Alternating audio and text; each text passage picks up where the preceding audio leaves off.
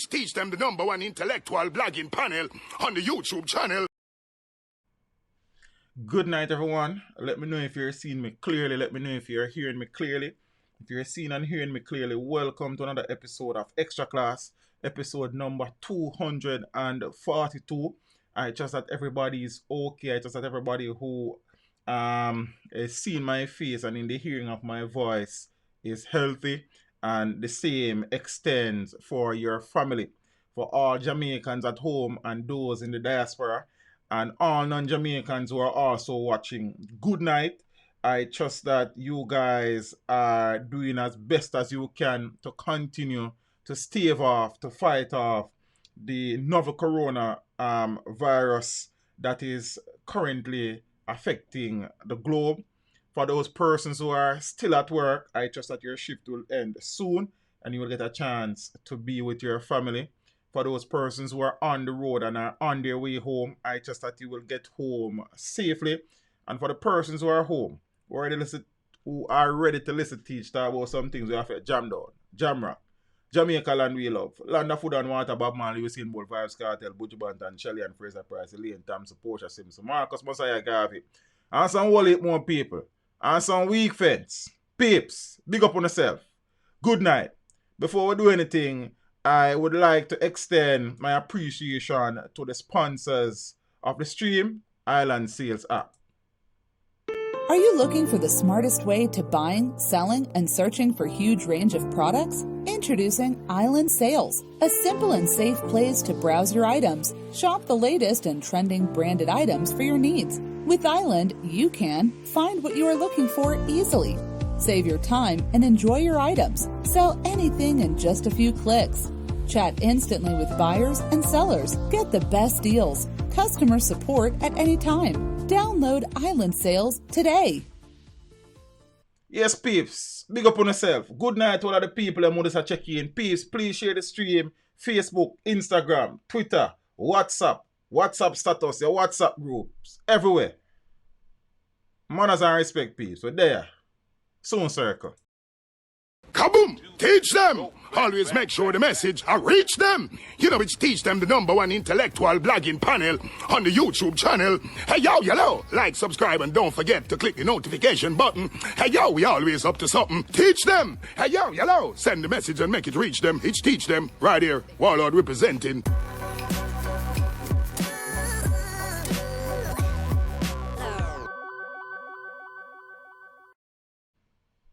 Yeah, peeps. Good night again. Let me take this opportunity to say thank you very much to Black Love. Really and truly appreciate the thoughtfulness and generosity, my friend. Also appreciate the continued support on the channel. Hope all is well with you and the family. And welcome to the stream. Peeps, we're there. You understand? We have some things to talk about. You understand? Some things we need to discuss. Zane, tonight it's going to be another lengthy stream, just like last night. I would have streamed every single day since week, from Sunday to today, in an effort to try and help to share the information that is pertinent, the information that is relevant, and the information that is beneficial to all well-thinking Jamaicans at home and in the diaspora.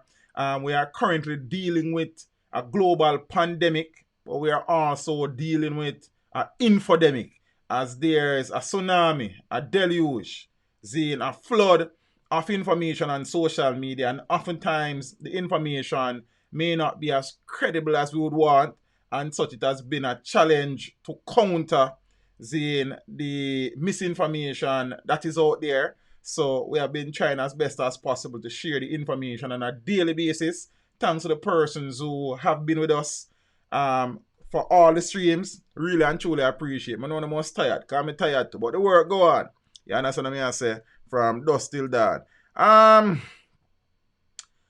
There has been calls, that have gotten very, very loud from certain quarters for the government to close down our ports, whether it is airports or seaports. The government has resisted the calls prior to now, and I would have understand the viewpoint of the government, as it was important to understand that we ought to have a balance, or try to strike a balance, delicate as it might be, between managing the outbreak of COVID-19, but also to try as best as possible, for as long as possible, to keep the country's economy up and running, as there is life after coronavirus.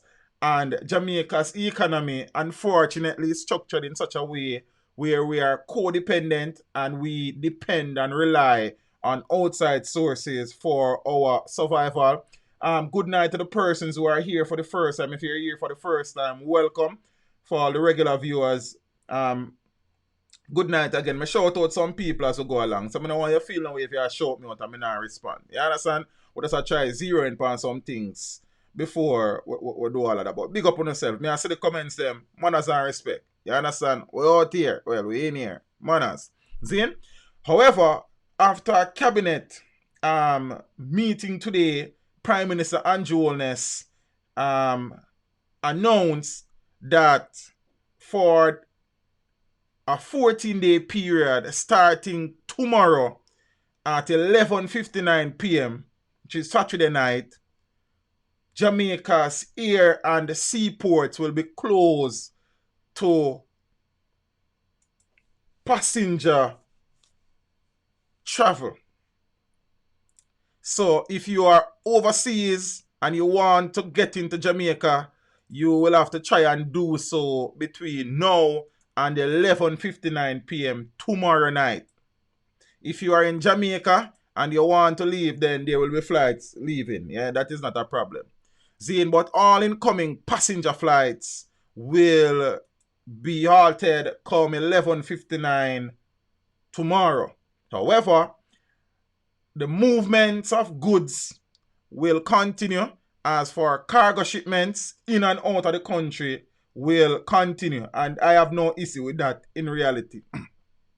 So effective 11:59 p.m. on Saturday, March 21st, Jamaica's air and seaports will be closed to incoming passenger traffic as part of efforts to limit the spread of the coronavirus on the island. The measure is for a period of 14 days in the first instance. Outgoing passenger and cargo will be allowed. This announcement was made this afternoon. But just Jamla TV said it is too late. I don't know that I subscribe to that perspective. It could have been done earlier. It might have been done earlier. But in a situation where we have only confirmed 19 cases thus far, and yeah, we know that more cases might well be there. But through testing, it can't be too late, because it means what we will be doing, as much as we're going to say people come in already, more persons will be coming in. And majority of the cases confirmed thus far have been imported cases, people coming into the country.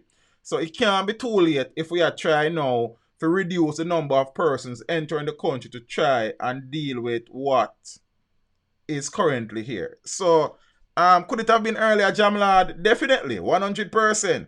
Zane, yeah, but it wasn't done, brother. But it has been done now. And saying it is too late is probably a little bit premature still. Yeah, so let me say.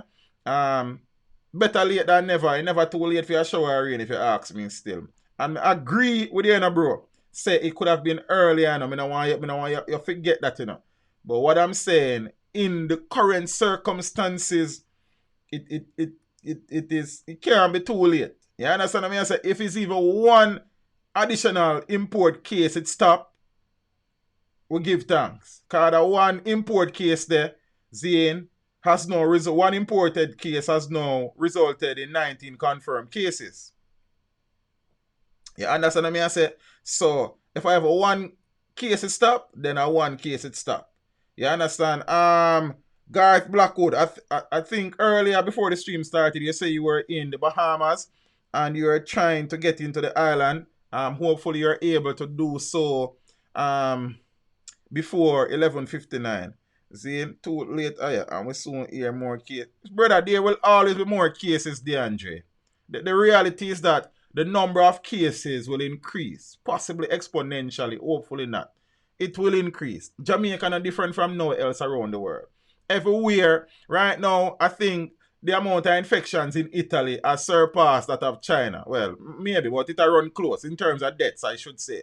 Zane, so the reality is that the thing not perfect, Zane, but saying we just get up and close down the port, so because we say money in that cost, so the government get up and lock down the port them, and we don't have no food to eat, and them never give nobody no time to plan and for book flight for come in and all sort of something. We say money they not complain. Whatever the government do, people are complain. See? Nah man, it comes me good man. See? Whatever the government do, people are complain. I suppose I can't please everybody. You understand?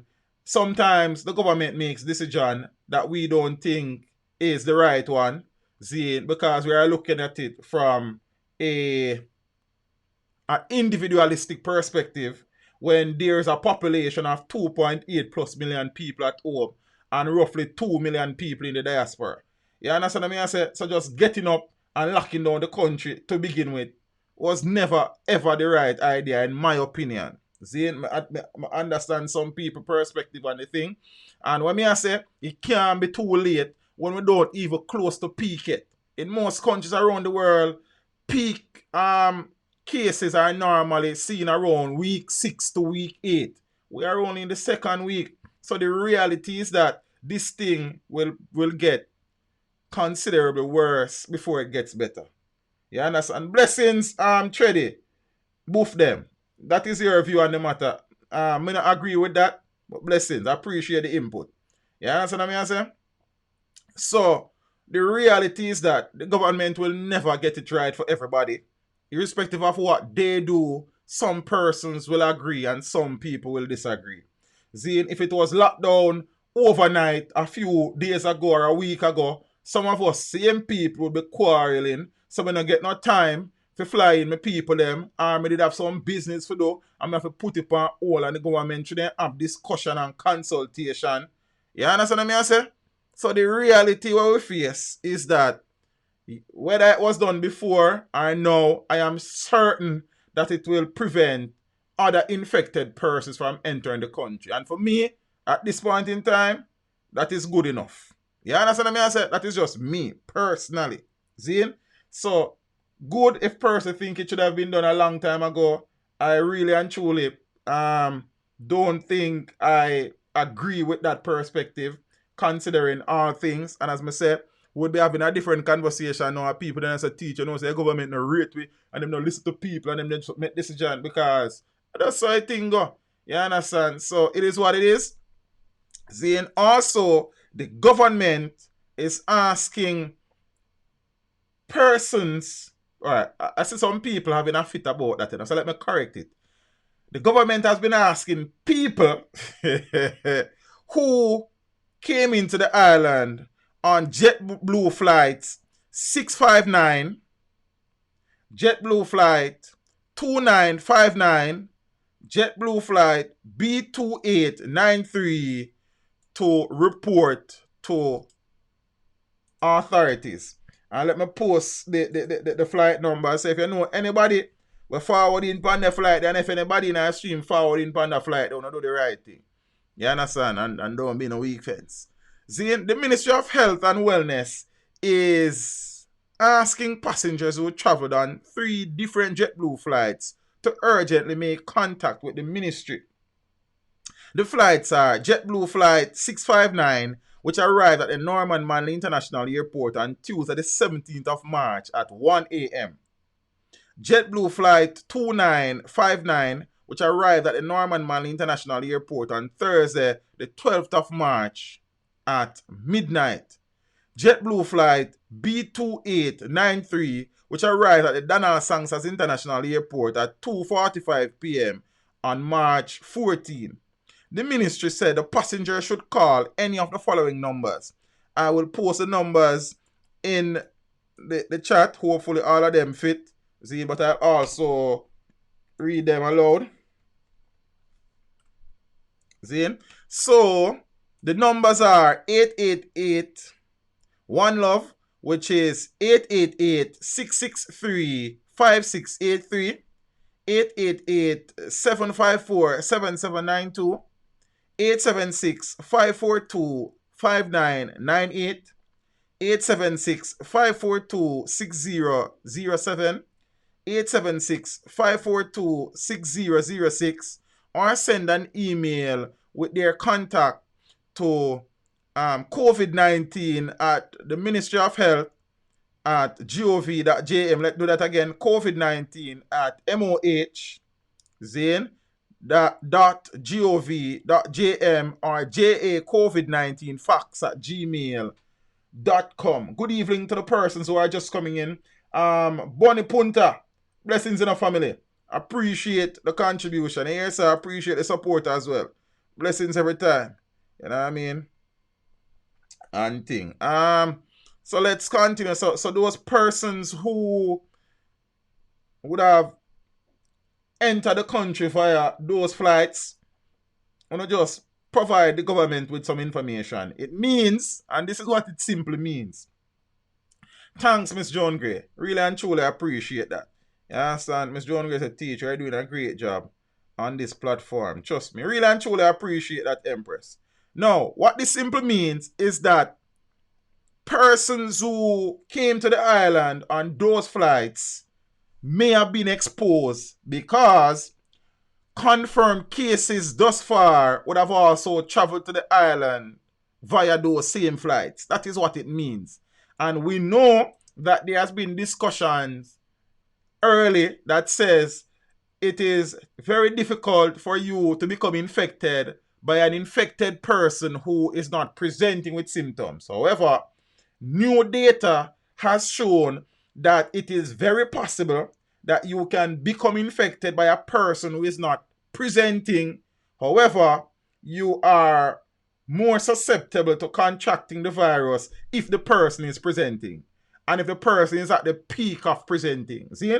So that is what it really means. So if you're really and truly come on the flight, that you are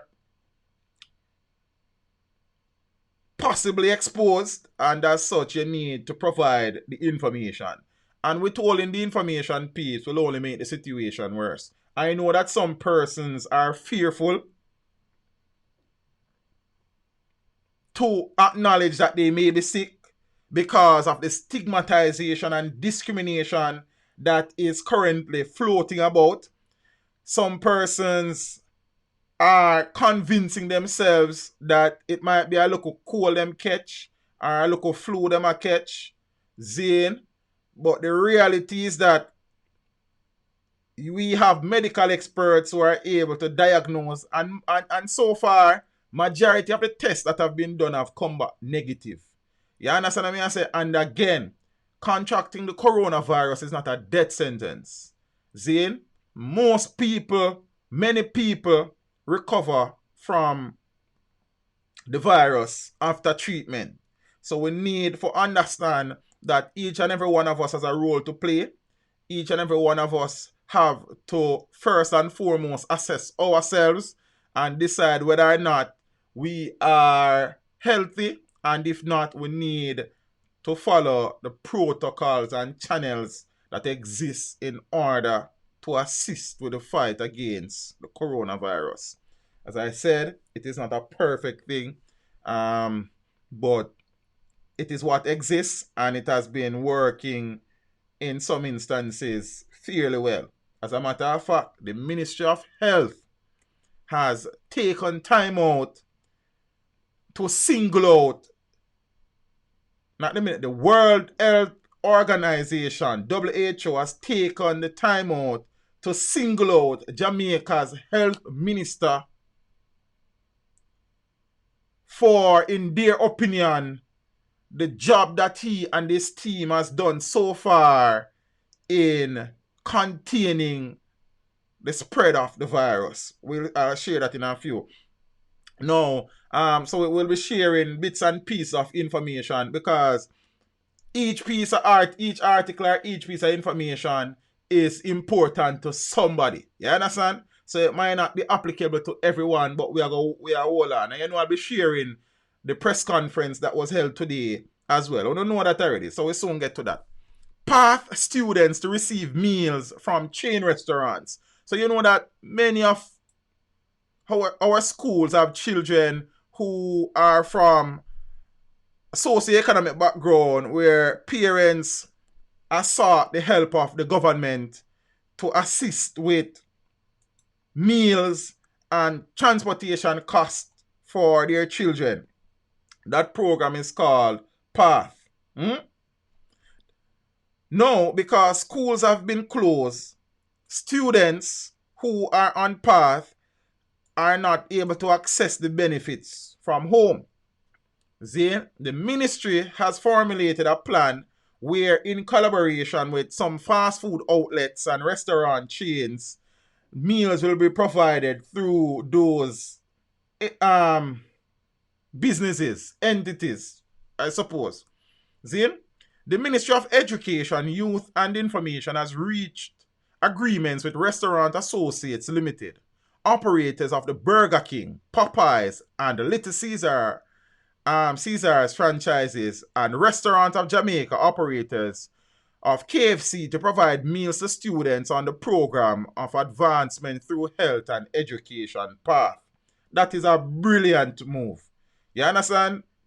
That is a brilliant move.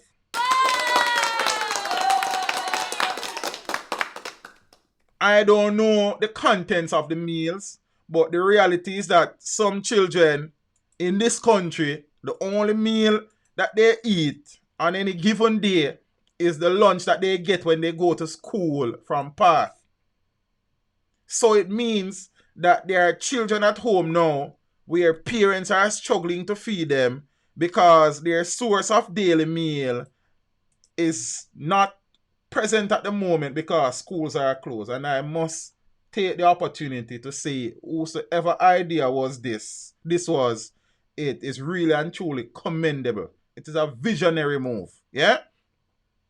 The Wesinko group will also be providing cases of fresh light orange juice. Nice. So Restaurant Associates Limited will be assisting with the provision of meals to the Path students for 6 schools. Well, for 6 school days from Friday, March 20 to Friday, March 27. It's a start. The meals will comprise 24,000 King Swiss sandwiches, with 4,000 being provided each day for 6 days, starting today and continuing to next Monday to Friday, March 23rd to 27. I don't know how long it will last. I can't go through and give all the breakdown still, but so Minister with responsibility for education, Carl Samuda, has welcomed the outpouring of support from members of the private sector. He said, "We are thankful for this massive show of kindness. As a government, we know that it can be challenging for our most vulnerable to provide proper nutrition to students at this time. These partnerships will benefit thousands of our students." The Ministry of Education has also partnered with the Office of Disaster Preparedness and Emergency Management, ODPEM, to create distribution sites for the provision of meals for the students. On the recommendation of ODPEM, with the support of the Seventh-day Adventist Church, all the main churches in each district, in each parish, will be used as distribution site. So the church, them a play them part. Big up to the Seventh-day Adventist people them. These sites are referred to as the Adventist Development Relief Centers. Nutrition Products Limited will continue to distribute their snacks and baked products, which is milk and Nutribon, I think. Ready-made porridge, lactose-free milk, juice and water to primary schools to augment the partnerships outlined above. Deliveries will be sent to each drop-off point no more than twice per week, and the regional directors, in collaboration with principals, will decide on the final distribution point for each school. Positive move in challenging times. Timely and appreciated. One of the major concerns that the populace has raised in relation to the coronavirus situation is that some communities, believe it or not, are without piped water. And communities that have piped water have been seeing restrictions as the Water Commission has been regulating water distribution in light of less than normal rainfalls in some of the water catchment areas. However, the National Water Commission has declared that there will be no water disconnections during the COVID-19 outbreak. I mean, that is very, very welcoming news. The National Water Commission, NWC, says it has put a halt to water supply disconnections during the period of the COVID-19 outbreak.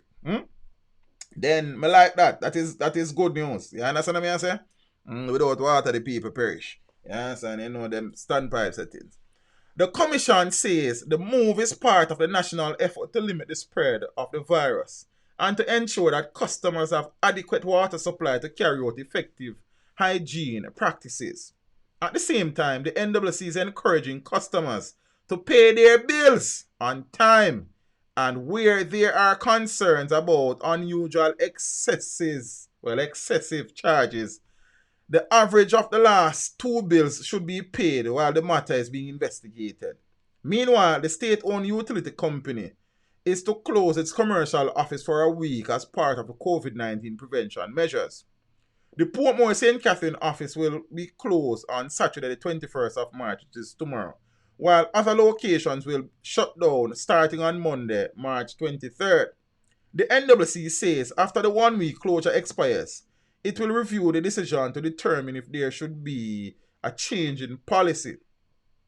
During the closure, customers are being asked to use alternative methods to conduct their businesses. And the NWC notes that some customers who use its commercial offices are from the older demographic and that these persons may have challenges using or accessing its online facilities. It says support will be provided to these individuals. Sorry, guys. See? My loss, the NWC is a disgrace. Them can be categorized as that in many instances, it's true. I would have never dispute that. You understand? So, them say them a try help, so we are taking help. Also, the court system has been affected, and it was announced today, that court hearings will be suspended until April 20 due to the coronavirus. And you will hear more in the press conference when I share it in a few. Zane and thing. Additional measures have been implemented at parish courts due to the coronavirus. I'm wanting to listen, whenever I say courts them locked down totally, please listen. I'm not going to tell people, say, I tell you, say, no court don't keep. You understand? These new measures are suspension of all sittings and hearings. All sittings and hearings will be suspended from the 23rd of March 2020 until the 20th of April 2020. Save and except for matters deemed by the judge to be fit for a hearing during this period. Information concerning matters which were to be heard during the period March 23rd to April 17 will be published at the courts, in the printed press, and the websites. Matters in relation to domestic violence, maintenance collections and payments, breaches of the Quarantine Act, and certain matters involving children will always be treated as emergency matters. In civil matters, no trials are to take place. Judgments in default may continue within the discretion of the judge, having regard to all the circumstances. All senior parish court judges are to put in place a schedule which will ensure reduced service for members of the public. In the parish of Trelawney and Clarendon, senior parish court judges and judges of the family courts are to coordinate their schedules to ensure someone is always available for emergency matters arising in the family court jurisdiction. All persons on bail will have their bail extended until their next court date, which will be announced on the Ministry of Justice's website.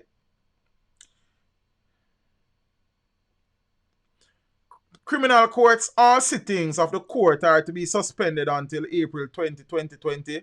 Guilty pleas are to be facilitated. So a man want to plead guilty, them ready for him. We have set up an emergency call center using some of the straight lines to the courts. Personnel from CAD will answer these lines and contact the court administrator for information in relation to each caller. The numbers are being used as the emergency numbers. The numbers are being used as the emergency numbers. And I'll share the numbers. Zane, just a minute.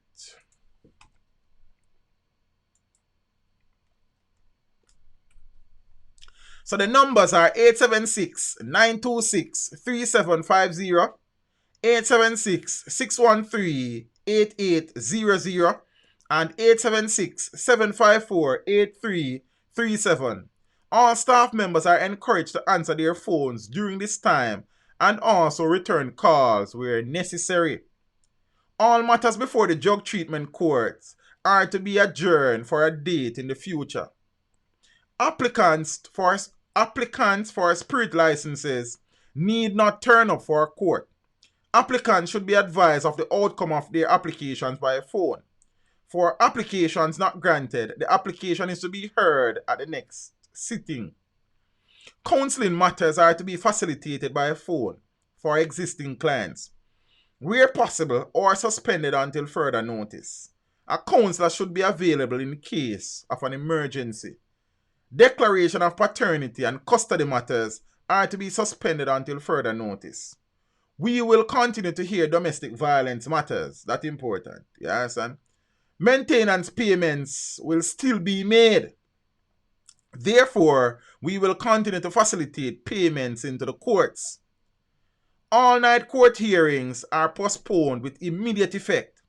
Affected persons can call the hotlines for the new dates and for further information. These measures are aimed at discouraging public gatherings and promoting social distancing. So that is that. Alright. I'm tired and the stream just start.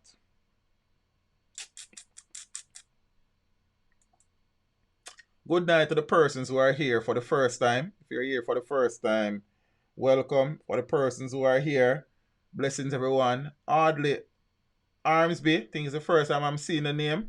So you can big up yourself if you're here for the first time. Welcome. I'll be a family. Oscar, blessings. Somebody's try to shout out some people when I not say on a regular at the first time I see the name. The rest on all. Big up on yourself, like. You understand? So talk to them. Deaths of 2 tourists cause COVID-19 scare. The deaths of 2 tourists have sent a coronavirus scare across Montego Bay. Kimberly McCarthy, 29 years old, of a United States address, was found dead in her room on Wednesday at a popular Rio resort, while a 75-year-old British man collapsed at the cruise ship terminal at Freeport 2 Wednesdays ago. Reports are that McCarthy arrived in the island on Delta Airlines last Friday. Zane? Teach, you call me old. No, you're an old viewer, old subscriber. It's not an old lady, Miss Rose. I would never do that. You understand? See? Now, reports are that McCarthy arrived in the island on Delta Airlines last Friday. Members of the housekeeping department noticed that she had not been seen since she checked in. Despite the do not disturb sign on her door, they got suspicious. A report was made to the hotel administration, and when checks were made, her lifeless body was discovered. Wow. The police were summoned, the scene was processed, and the body removed to the morgue for a post-mortem. One employee said that the staff have been on edge since the discovery. Her death has been labeled undetermined by investigators.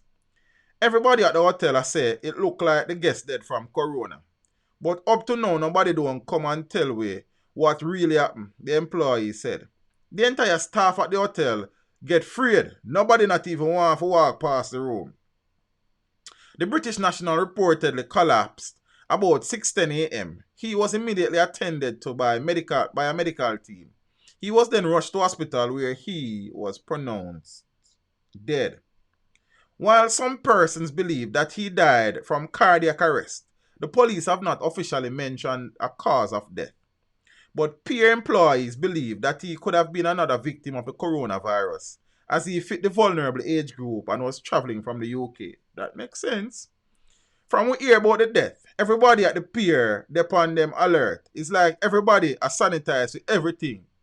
If even a fly pitch pan way, we have to sanitize, the guard said.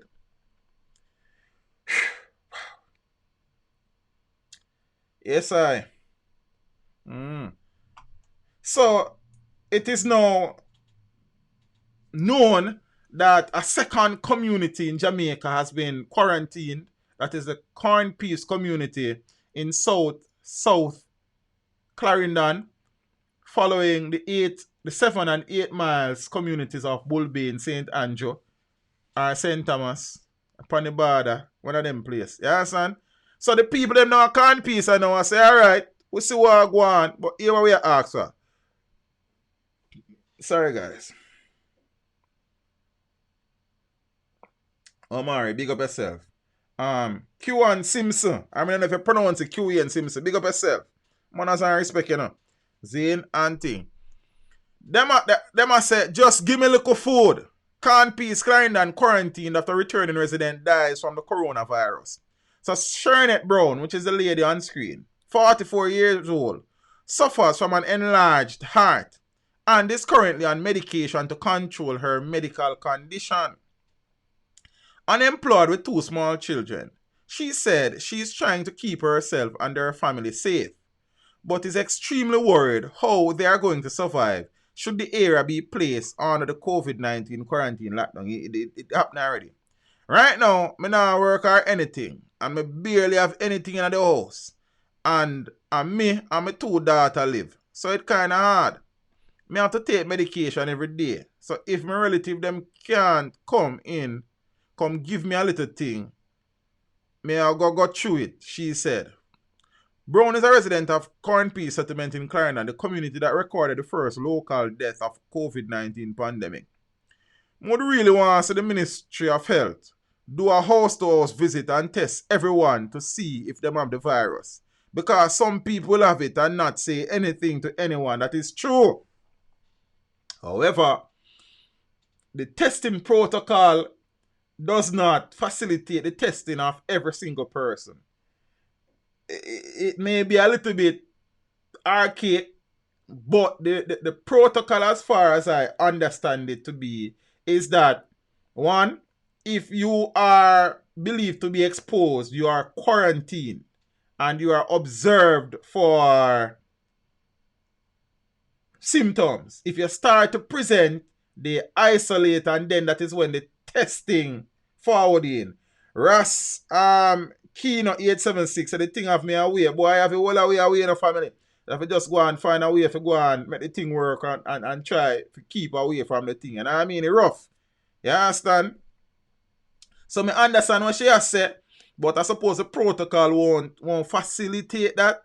Zane, and as Romario said, the testing kits are expensive, I am assuming too. So I'm not sure. You probably have some more info than I have as it relates to that aspect of it.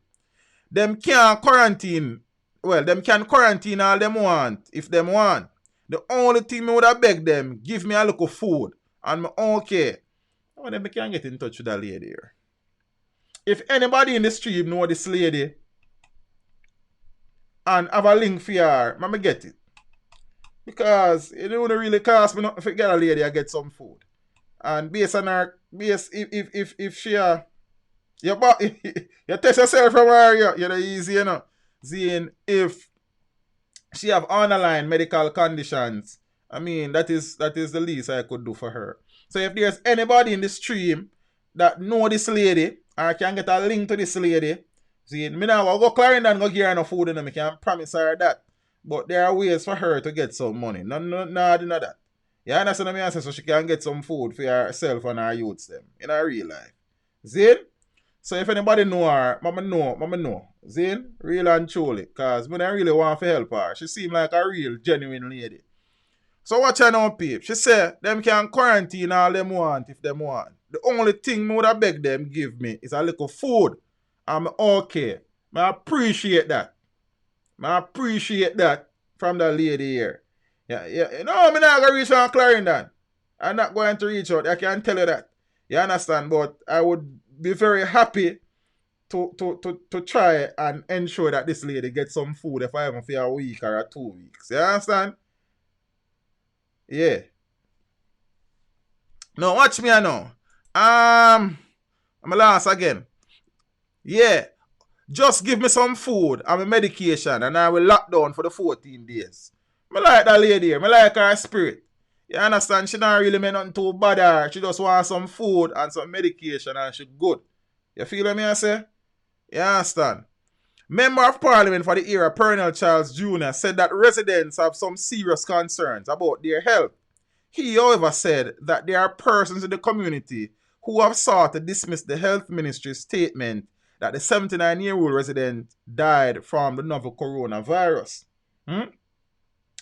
So Cookie, I mean, as I said, they send her a thing. Zane, the thing with them, couldn't do a thing, so then they can buy some food and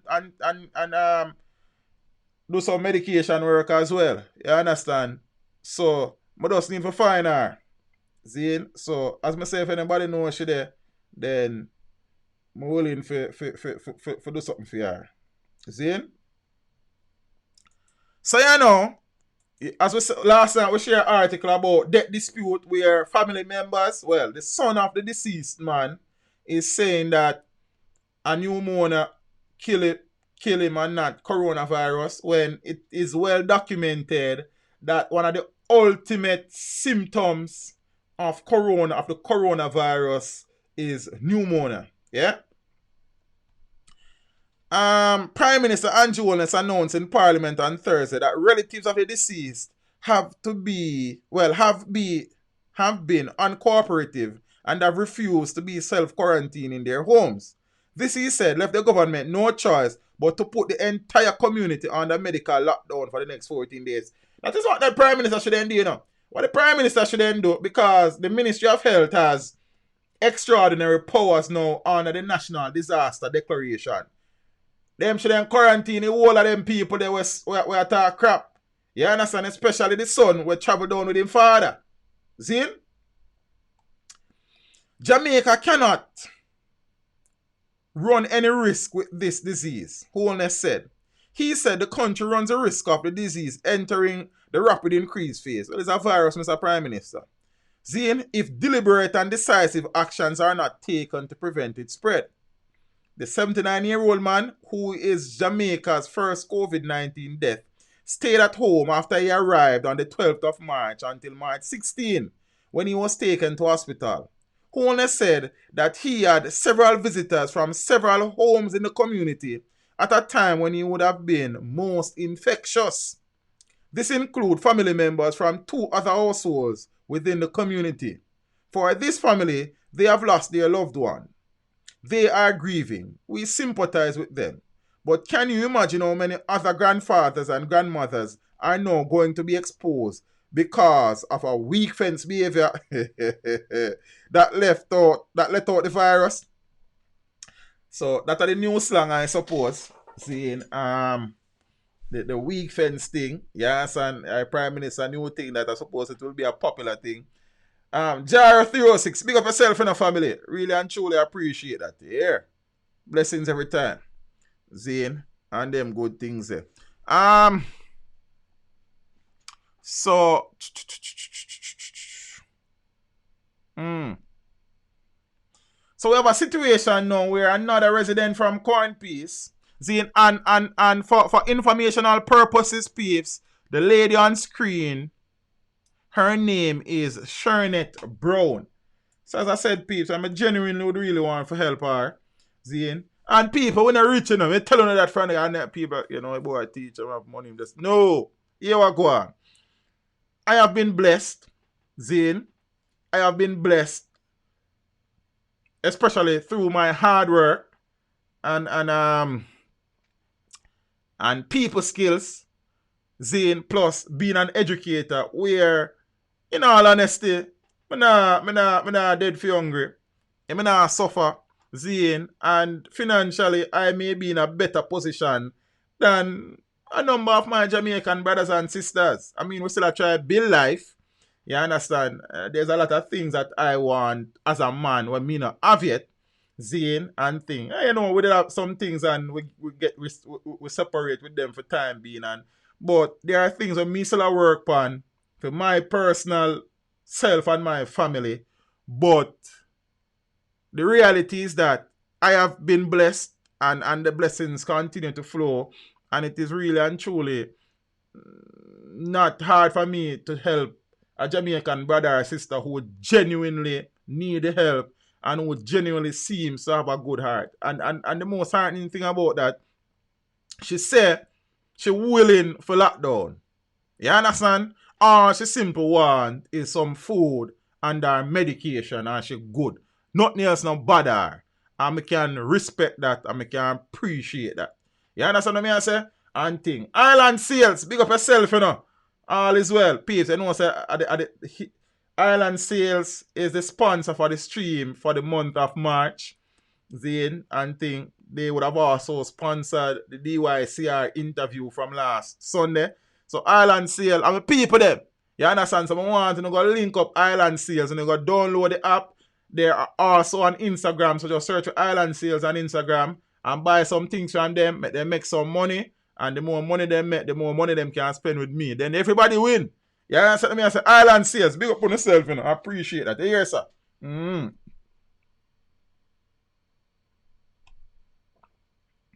Yes, I.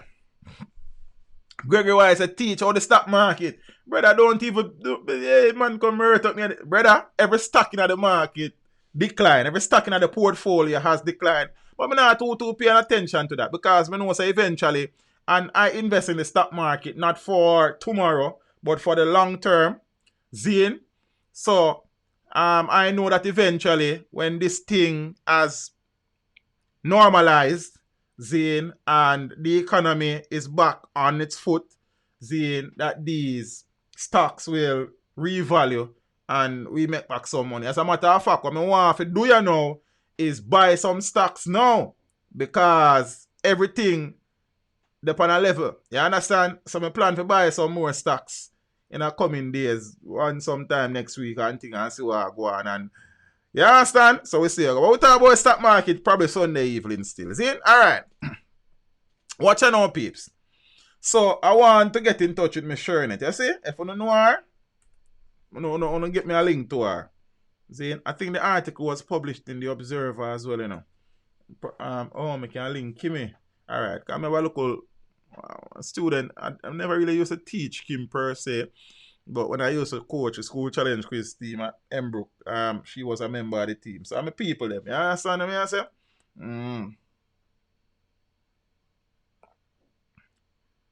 Teach, we know where we're coming from. So charity in our name. Yeah! Makes a whole heap of sense, Empress. You understand? So watch out now, peeps. Let's go. There's another lady from Coin Piece who is probably even in a more, well, probably in more grave mortal danger than Miss Brown. It is this lovely lady on screen. Coin Piece lockdown. Elderly man who interacted with COVID-19 casualties fear for life as Clarendon District is quarantined. And elder, so I don't know the situation, Zane, and thing.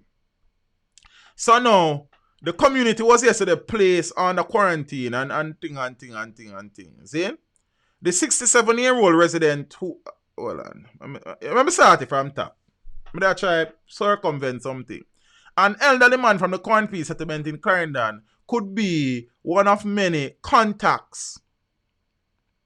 And it's not a lady, it's a gentleman, my apologies. Zane, so this man on screen could be one of the contacts the Ministry of Health will be following in relation to the traveler from New York who was confirmed as Jamaica's first fatality. Yeah? The community was yesterday placed under quarantine as public health officials concluded that many residents would have been exposed to the disease. To the deceased who was symptomatic and therefore would have a high risk of infection. The 67-year-old resident who said he had come in contact with the now deceased 79-year-old man is fearful for his life, not only because of his advanced age, but because he has underlying health conditions. I am really worried about it because of my age and because I have a heart condition. I even did have to do surgery already. I go over the yard because I never see him for this long time. So I go over there the Saturday. I don't think I did make no physical contact with him. But you can't too know. My daughter go over there too. And hold on upon the gate and all them things that.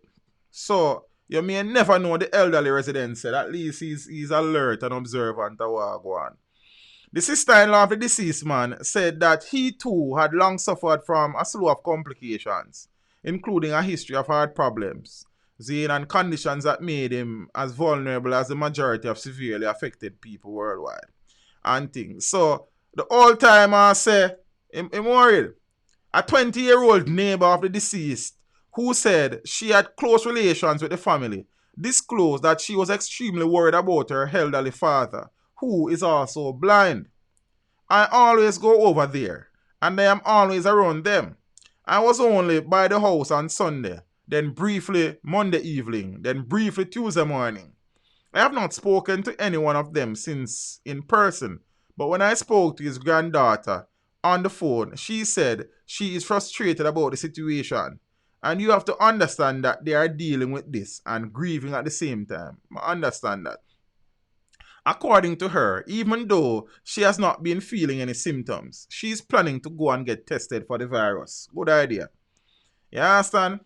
And what I did not share with you earlier, just now, is, I think I tell you, So we have 19 cases. No. See? I don't know if I did share that for true. You understand?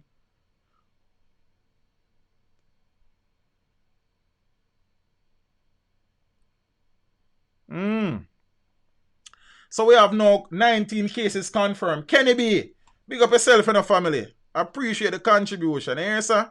So this gentleman here is now worried. His family is worried. I am worried. You understand? I sincerely hope, though, that he has not been infected, considering that he has a heart condition, and plus his age would dictate that his immune system may be easily compromised and them something there. See? Yeah, man. No, peeps. Listen and look at something here. See? The World Health Organization and the US government has praised Jamaica's COVID-19 response. I'm going to read that again. The World Health Organization and the US government. Forget about the US government. Yeah, please. I mean, I drink room temperature water. One of the viewers message me and said, teach me, say I drink ice water, tap. So, me tap. Yeah, sir. Too big for take advice, Forget about the US government. The World Health Organization has praised Jamaica's coronavirus response.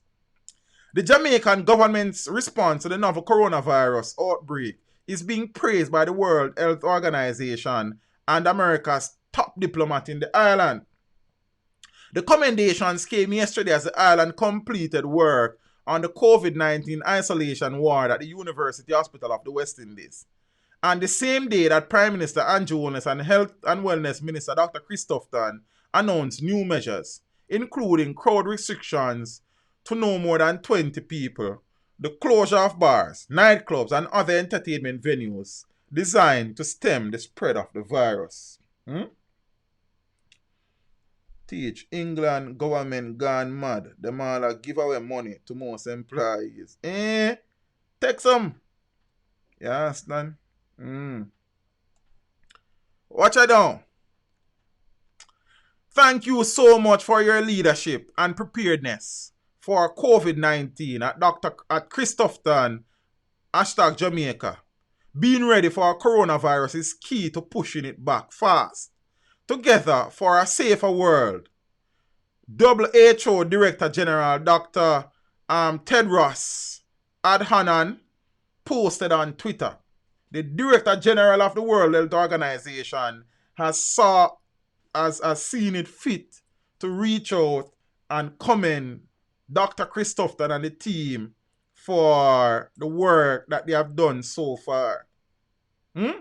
Equally, the United States Ambassador to Jamaica, Donald Tapia, said in a tweet, "We want to congratulate the government of Jamaica and the Ministry of Health for its timely reporting of COVID-19 cases and aggressive containment strategy.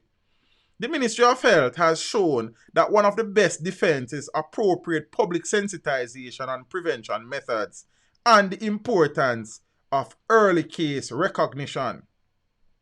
Yeah? And as I have said before, I know some people don't really agree. How many deaths in Jamaica, Annie? We have recorded so far, unfortunately, 1 fatality. Hopefully that number remains same. Highly unlikely, but we are give thanks. You understand what I say? And thing. Yeah. Some persons are of the view that the government has not done enough, are not doing enough, have been late in some things, have been making mistakes. And fine, yes, it's not a perfect system, it's not a perfect plan, it's not a perfect response. There are challenges, there will always be challenges. I have gone on record, and I will continue to go on record to say that in my honest, humble opinion, despite the fact that there are some missteps, have been made, despite the fact that some things might have been a little bit late, despite the challenges, in my humble opinion, the administration have been doing a creditable job in dealing with the situation. Yeah? And that is just my opinion. Could things have been done differently in some instances? Absolutely. Could there have been more foresight as it relates to certain things? Absolutely. Are there challenges? Absolutely. Will there continue to be challenges? 100%. But is the government trying its best to deal with said challenges in a timely manner? In my opinion, in many instances, yes. And I can agree with the Director General of the World Health Organization in saying that the government, the Ministry of Health, led by one Christopher, has been doing a creditable job, especially compared to some developed countries around the world where I say what they sell with granny and with great grandmother to get money for go. You understand? Yes. So that is that. I will now take the opportunity to big up my sponsors. My sponsor, Island App, big up on yourself. See? We'll play advertisement in the future. But I now share the press conference that was held today, where the government, led by the Prime Minister,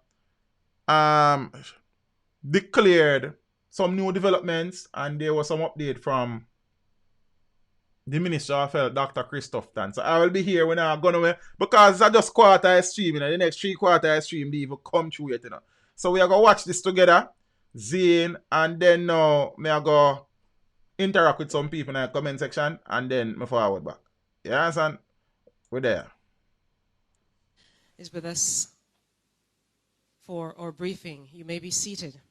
And so without further ado, let's head straight over to Prime Minister Holness, who is just coming out of a meeting of Cabinet. Prime Minister. Thank you, Naomi.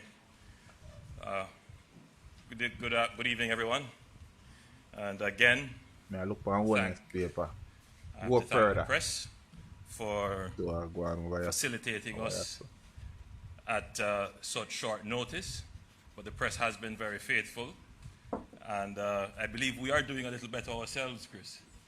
That we were hoping that we would start at 5:15, But as usual, the process of decision making is not a simple one, and we try to deliberate on the issues and ensure that we consider all the complications and all the permutations and combinations of outcomes. And I believe that we have managed to satisfactorily discuss the issues, and we are now at a point where we can announce some decisions. We are at the point in the epidemic where we are classified as having local transmission. That means that we have imported cases, and then persons locally have been infected, traced to those imported cases. In fact, we now have 19 cases, and I believe 5 are local transmission.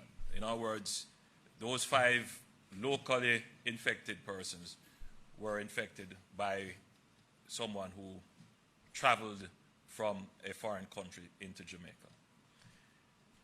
The next stage would be for us to have what is called community spread, where persons are being infected, but you cannot trace them back to an imported case. So far, the Ministry of Health and our experts, and I must here make a special commendation of our public health officers. They have done an excellent job, in my opinion, in doing the contact tracing, that they have been able to identify the cases, and they have been on target in almost all of them. Now, bear in mind, Jamaica should bear in mind that this is not an exact science. There is a pretty large margin of error. But we have been following the recommended playbook in how we conduct our contact tracing, and I believe we have done that very well. And it is of note that our Minister of Health has been commended, and the Ministry of Health has been commended in how we have conducted our outreach. Well, you know, any commendation I get goes to the team. It goes to the team. So, we are cognizant that as the epidemic progresses through its natural phases, that it is not a matter that if we will reach community spread, it is just a matter of when. It is a part of the epidemic. So there are some measures that we have to take to ensure, on the same principle of flattening the curve, that we prevent any wide-scale outbreak or spread. And as far as possible, we're going to try to do that. So the cabinet today received community, what's it called now, Chris? Social distancing. Social. Social distance. It's good that we can laugh even in this time of crisis. The cabinet has today received an update on the development surrounding the anti-COVID-19 efforts arising from the report and deliberations of the cabinet. The decision has been taken that 1, with effect from 11:59 p.m. on Saturday, March 21, 2020, and for a period of 14 days in the first instance, Jamaica's air and seaports will be closed to incoming passenger traffic. Outgoing passenger and cargo. Outgoing passenger and cargo will be allowed. The cabinet also agreed to the following. A, that there will now be increased emphasis in relation to the elderly and persons at risk by virtue of pre-existing medical conditions.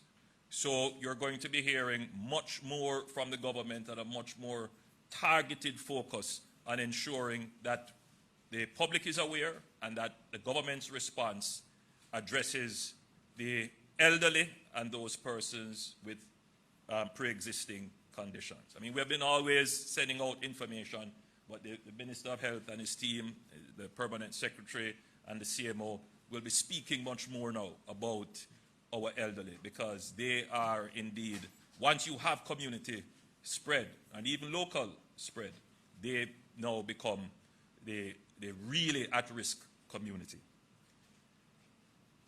We have discussed and agreed that we will be utilizing our final year medical students. We had discussed final year medical students in relation to supporting clinical and surveillance activities of the Ministry of Health. We need all the help we can get so that we are able to cover as much ground as possible in ensuring that we can actually contain the spread for as long as possible. And we also agreed to the establishment of a quarantine center at the University of the West Indies. I'll now ask Minister Tufton to give a further update. Thank you very much, Honourable Prime Minister, colleagues of the Cabinet, ladies and gentlemen. So as was said earlier, we now have 19 confirmed cases of COVID-19, with 3 positives being confirmed last evening. These persons are a 38-year-old male, a U.S. citizen with a history of travel from Boston. He arrived in the island on March 14, 2020.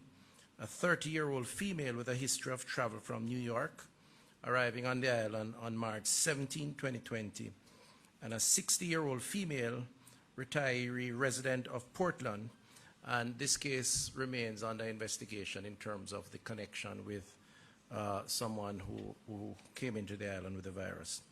Prior to these 3, the Prime Minister would have announced a 16th case during Parliament, who was a 57-year-old male with a history of travel from Long Island, New York, who arrived in Jamaica on March 10th. To date, we have tested some 89 cases at the National Influenza Center based on the clinical the symptoms. 19 would have tested positive, 70 tested negative, which approximate to about 20% or just under 20%. We are waiting results for an additional 10 cases. Additionally of note, 479 persons have come into the island from a country of interest since January 31st. 25 persons are in quarantine in a government facility. 110 are in home quarantine. And note that these home quarantine numbers do not include the residents of 7 and 8 Miles, Bull Bay, and more recently, the Cornpea settlement in southeast Clarendon. 46 persons are in isolation in government facilities, and isolation, of course, means a more elevated form of monitoring, which will eventually lead to testing. We have 2 communities, as was said earlier, under quarantine: 7 and 8 Miles, Bull Bay, and Cornpea settlement, Hayes, Clarendon. Cornpea is like 7 and 8 Miles, Bull Bay, in St. Andrew before, will be under quarantine for the next 14 days, and the Prime Minister spoke to that in Parliament. During that time, the public health investigators will be completed even as residents are monitored closely for any signs of COVID-19. Early detection of symptoms will allow for early isolation and prevention of the transmission of the virus. And so we ask the members of that community, if you are feeling ill, if you have symptoms, please report it to the medical personnel on the ground so we can take the appropriate action as quickly as possible in your interest and in the interest of the community. Again, as announced by the Honourable Prime Minister, the boundary for the quarantine runs from its starting point along the private railroad track that is located to the east of the community, then heads in a southerly direction for approximately 230 meters It continues in a southwesterly direction to a point just south of the Cornpeace settlement community along the Gullyway, and then in a northerly direction along another Gullyway for a distance of approximately 530 meters to a point west of the three-way junction leading into the Cornpeace community. And the constabulary, the JDF, are already positioned at the entrance of the community from different points, and the medical team members are on the ground. Our enhanced medical surveillance continues in Bull Bay, and we have been doing a number of things, as we are now doing in Cornpeace. Mapping by senior public health inspectors are on the ground, interviewing of each head of household with screening questions and the temperature of persons taken. If a positive sign of fever or any symptom is detected, the necessary actions are taken. Arrangements have been put in place for the medical officer to be on call for medical direction in the community. In terms of pharmacy services, the National Health Fund Drug Serve Mobile Unit has been assigned to provide pharmacy services for those in those communities who require it. And in terms of social services, the Ministry of Labor and Social Security is distributing care packages for families. Specifically to Bull Bay, between Sunday, March 15th to Thursday, March 19th, 119 householders have been visited, 1,522 persons have been interviewed and assessed, one person had a history of fever and was isolated as of Sunday, and over 600 sets of educational material has been distributed. So the work continues and will continue in that community. The Ministry of Health and Wellness wishes to urgently make contact with all passengers who traveled on the following flights. And we have a 888 One Love number that you can call. We have a call center taking these calls. And these flights are flights that had persons who eventually tested positive. So there's a JetBlue flight 659, which arrived at the Norman Manley International Airport on Tuesday, March 17th at 1 a.m. JetBlue flight 2959, which arrived at the Norman Manley International Airport on Thursday, March 12th at midnight, and the JetBlue flight B2893, which arrived at the Donald Sangster International Airport at 2:14 p.m. on March 14th, all of course at 2020. I reiterate again the numbers: 888-1-LOVE, that's 888-663-5683. We also have 888-754-7792, 542-5998, 542-6007, and 542-6006. We also have two emails: covid19@moh.gov.jm and Jamaica or JA COVID-19 fax@gmail.com. Thank you for that update. We could take questions at this time, or we could continue to give updates. All right, well, we'll continue with updates. So we have taken some other decisions as this epidemic progresses. One is to have a structured management of gifts, donations, and international cooperation. So I've asked the Minister of Foreign Affairs and Foreign Trade to take charge of that area and to coordinate it. I'll now ask the Minister to just give a brief as to what our international cooperation and partnerships look like. Thank you, Prime Minister. It is important for us to start by saying that this is one of the key roles of the Ministry of Foreign Affairs and Foreign Trade, which is the facilitating relations between Jamaica and our international partners, bilateral and multilateral.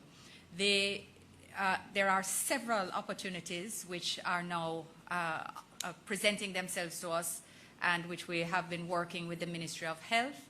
But at these times, the enthusiasm and passion that often comes to the fore when people want to help Jamaica can cause us to create gaps. And what we're trying to do is ensure that we match needs and ability and willingness to supply effectively. And that simply means structuring more consistently not only our requests, but the offers that come in, as at these times people tend to speak to the person or the organization with which they have the closest relationship, and sometimes in an attempt to speed up their communication, and that sometimes creates gaps. So we're trying to ensure, and the Prime Minister has mandated, that there now be consistent flow directly through the Ministry of Foreign Affairs, which will just make the cooperation with which we are used to dealing even that more effective. So thank you, Prime Minister. Thank you, Minister. I'll now ask the Minister of Education to give an update on the progress that is being made with our remote education strategy. Thank you very much, Prime Minister. Good afternoon, good evening, everyone. First of all, let me just say right off the bat that the strategy of ensuring that children do not lose access to their lessons during this period, we engaged a process of communication through the internet, through the local cable channels, and we have had great assistance from our established communication houses like TVJ and CVM and all those who have really come in and done a fantastic job ensuring that we get out there. 25 community channels have also been brought into play, and the children now have gotten so accustomed to that kind of interaction with their teachers and with the educational system that it's going to be challenging when we have to return to the classroom, because they're doing very, very well. We have a 70% coverage across the island, and the other 30% where we don't have access to cable and to internet services, we do it physically, manually, and the lessons are collected and are given to the students and then collected after they are through. And it's being done by a fantastic team of workers in the Educational Ministry. I'm extraordinarily proud of them, led by the Permanent Secretary, Dr. McLean, and her CEO, Dr. Kassan Troop. And most importantly, we have diversified the structure of management in the ministry to more involve the 6 regional directors who are responsible for certain geographical areas throughout the country, and we are in touch with each other several times for the week via video conferencing, where we share ideas and strategies as recently as today. It is fair to say that the children are not being disadvantaged in any way, and in fact are doing extremely well. And although we have been faced with some challenges with respect to communications and so forth, we are very confident that next week is going to be even better. But I can assure you all that as far as we are concerned, this action by us has been a resounding success to date. Thank you, Prime Minister. Thank you, Minister Samuda. The business of the country still goes on, including the business of justice. And so the courts have made some adjustments to their schedule. Minister Delroy Chuck will give us an update. Thank you very much, Prime Minister. The Chief Justice, after discussion with the Minister of Health and an advisory committee that he set up, known as COVID-19 Advisory Committee, consisting of senior judges, DPP, members of the bar, etc., have decided to scale down the operation of the courts from Monday, the 23rd, until April the 20th. This means that all trials in that period will be postponed and new dates will be put on the website or can be obtained by calling certain numbers. The numbers I will try to provide or will be on a press release from the courts. This doesn't mean that the courts have been closed down. The courts will still continue to operate, especially for emergency matters, matters of great importance, such as domestic violence, maintenance payments, matters affecting children, matters coming under the Quarantine Act. And for those persons who want to plead guilty, that will also be available, and also for guilty pleas in the traffic courts. More importantly, persons who are on bail, the bail will be stayed until the next court day, and the next court day you are to check with the website or the courthouse to see when is the next court day. So this is an important part that the Chief Justice and the courts have agreed to, which would be consistent with what has been the measures that have been put forward by this government. Thank you, Minister Chuck. I'm going to ask Minister Tufton to just say a few more words on the major announcement made, which is the closure of our airports to incoming passengers. Minister Tufton will be hosting what's it called, Chris? An internet town hall? A digital town hall. I should know. The digital town hall.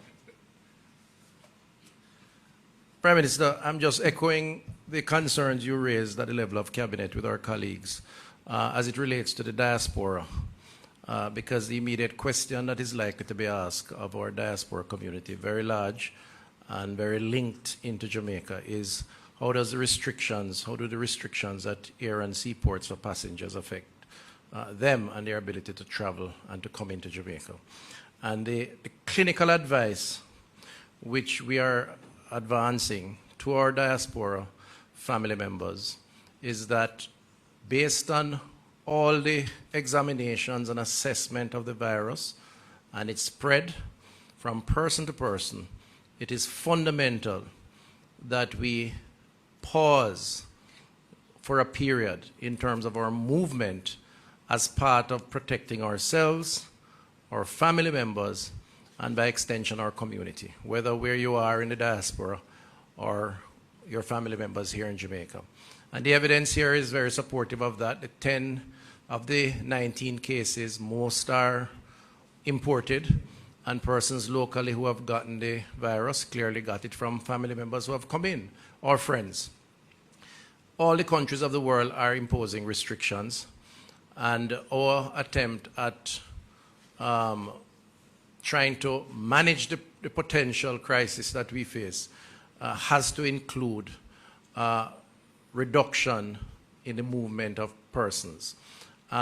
In that regard, we have planned a digital town hall meeting which will feature myself and the Honourable Minister of Foreign Affairs and Foreign Trade, a clinician, and our ambassador to the US, and I think maybe one or two others will be on this evening at 6 p.m., which is almost like right now. And it will be live, and we will allow an opportunity to have the diaspora members send us their questions, their queries, and hopefully they'll tune in and get some of the concerns answered as it relates to the restrictions on travel. It's powered by Flow, and it's on Facebook, Twitter, and all the other social media platforms. So I invite, so it's at Flow Jamaica, at COVID-19 Digital Town Hall, at the mohw.gov.jm, or at Christopherton, Flow 1, right? So I'm inviting the diaspora members to the extent that they're listening on the internet to tune into that shortly, and we can further have a discussion on that issue. All right, I'm going to invite Minister Vaz to give an update on a private sector initiative that he has been coordinating. Thank you very much, Prime Minister, colleagues, members of the media. You'd have recalled last week, you'd have seen Minister Tufton cutting a ribbon and handing over 5 buses procured by government for use in the health services specific to transportation of public health workers. Well, based on the fact that 5 buses would not be able to manage for the 4 regions, I was reached out to by the Northeastern Regional Health Authority, which covers Portland, St. Anne, and St. Mary, because of the difficulties that were being experienced by public health officials getting to work and getting from work. And for those of you who know Portland, just imagine trying to get a taxi out of the Rio Grande Valley to get to the Port Antonio Hospital. So the issues were that they were not able to get transport on a reliable basis. And then, of course, the commingling is just not the best scenario for public health workers and, of course, the general public in general. So through a private sector initiative that I reached out to, I was able to get 2 15-seater buses and hand them over to Portland today as loaner buses for the duration of the COVID crisis. So it could be 1 month, 2 months, 3 months, whatever it is. And in doing that today, I realized that it would only take 3 or 4 more buses to deal with the Northeast Regional Health Authority issues, which is St. Mary and St. Anne. So I'm pleased to announce that in collaboration with Minister Tufton and through his ministry, we will get those buses for Monday. But then that leaves 3 regions. So as putting on my private sector hat, I realized that with the downturn in the economy, it simply means that most of the tourism-related enterprises, tour companies, rent-a-car companies, and even businesses that have downsized and downscaled because of the crisis have these assets that are not earning for them, either are they being utilized. So it is quite simply and easy to say that we are confident that within another week or 2, after meeting with Minister Tufton and his team on Monday to come up with a proper structure in terms of how we'll handle this, is to make sure that we can get all public health workers that are currently working in the 4 health regions to be able to be transported to and from work privately, so that they know a time to be picked up and they know a time to be dropped off. And I think that will take a lot of stress off of them. And as you know, they are already under severe stress. And I think it will be a good initiative that we can work on in the short term. And then, of course, Prime Minister, in doing that and getting them accustomed to being picked up and dropped off, which they should be, we will have to look further in terms of how we can concretize this for a continuation after COVID, where public health workers will finally be transported. So we look forward to working, and hopefully the nurses and all the doctors and whoever else will be happier next week. Thank you. Thank you very much, Minister Vaz. Just by way of update, last week this time, questions were asked about water and whether or not the country was in a state of readiness, and we were very frank to say that the challenges exist and we are trying as best as possible. The situation in Manchester, Mandeville specifically, was raised where a major well, the pepper well, the pump for the pepper well had broken down, and we did say that by this week we should have had the parts, so we did get the parts. The pump is now up and running.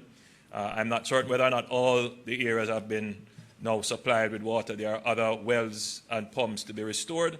That is now being done, but residents in Mandeville who were deprived of that precious commodity can now have hope that they will be getting water. If they have not already started to get water, in the very, very near future, they should have water in their pipes.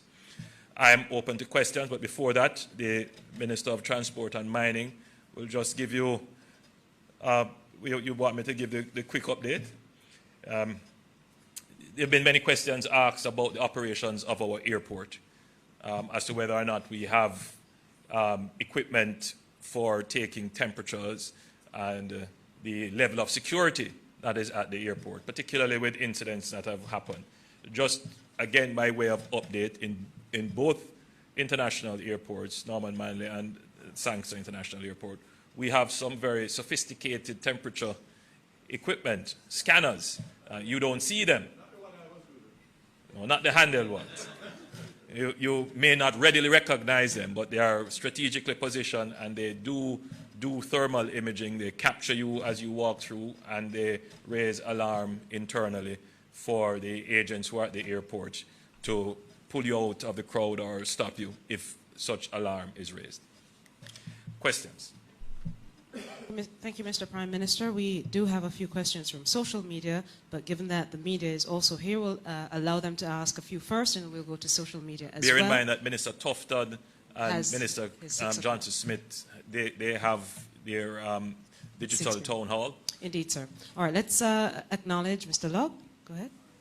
Could you, just usual, identify yourself and quickly ask your question? Anthony Log, TVJ. Many Jamaicans may be wondering what took us so long to make this decision. How do you respond to that, Prime Minister? Well, you know, I'm happier that Jamaicans are of that view than the other view, because the struggle we had was that we know that once we have made this decision, there are many Jamaicans, and you know, there's a sense that we're separating, and that's in a crisis. You want everybody to hang together, and so we have deliberated very carefully. It was always on the books that the airport would have to be closed. It would happen, and Jamaica is not the only one doing it. But we were giving hints and subtle markers, because what you don't want is to have a panic and everybody rushes in. That way you definitely could not control all the people coming in. But people would have interpreted, would have seen the messages that we have put on 14 days quarantine, and so there are persons who would have come in. We are giving notice still. You have 24 hours basically to complete flights that are programmed. But the concern that is being expressed locally is one that we have to pay close attention to. Because as the numbers grow, they are going to grow from imported cases. And so therefore we really have to now control that, because we are now moving into a phase where you have local spread. Now, you don't want to have imported cases, local spread, and then community spread happening at the same time. That would totally stretch our resources. So right now, our public health officials are engaged in doing contact tracing, matching the origin to the cases identified. Now, when you have community spread, it is a whole different ballgame.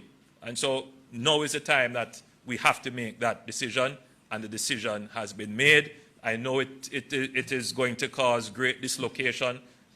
We understand that, but everybody has to also understand this is an emergency. And it is not, as we say in Jamaica, a joke thing, because some people are treating it as if it is a joke thing. Some people are being weak fence. Right now, we need strong fences to keep the virus contained. Thank you, sir. Ms. Clark? Hello, good evening. Nationwide News, Brittany Clark. All right, so I have a few questions. I'm going to ask Minister Tufton and Minister Kamina Johnson-Smith. All right, so firstly, based on your contact tracing and other information gathered by the medical team, what do you think, or what do you believe COVID-19 in Jamaica will look like within the next 2 weeks?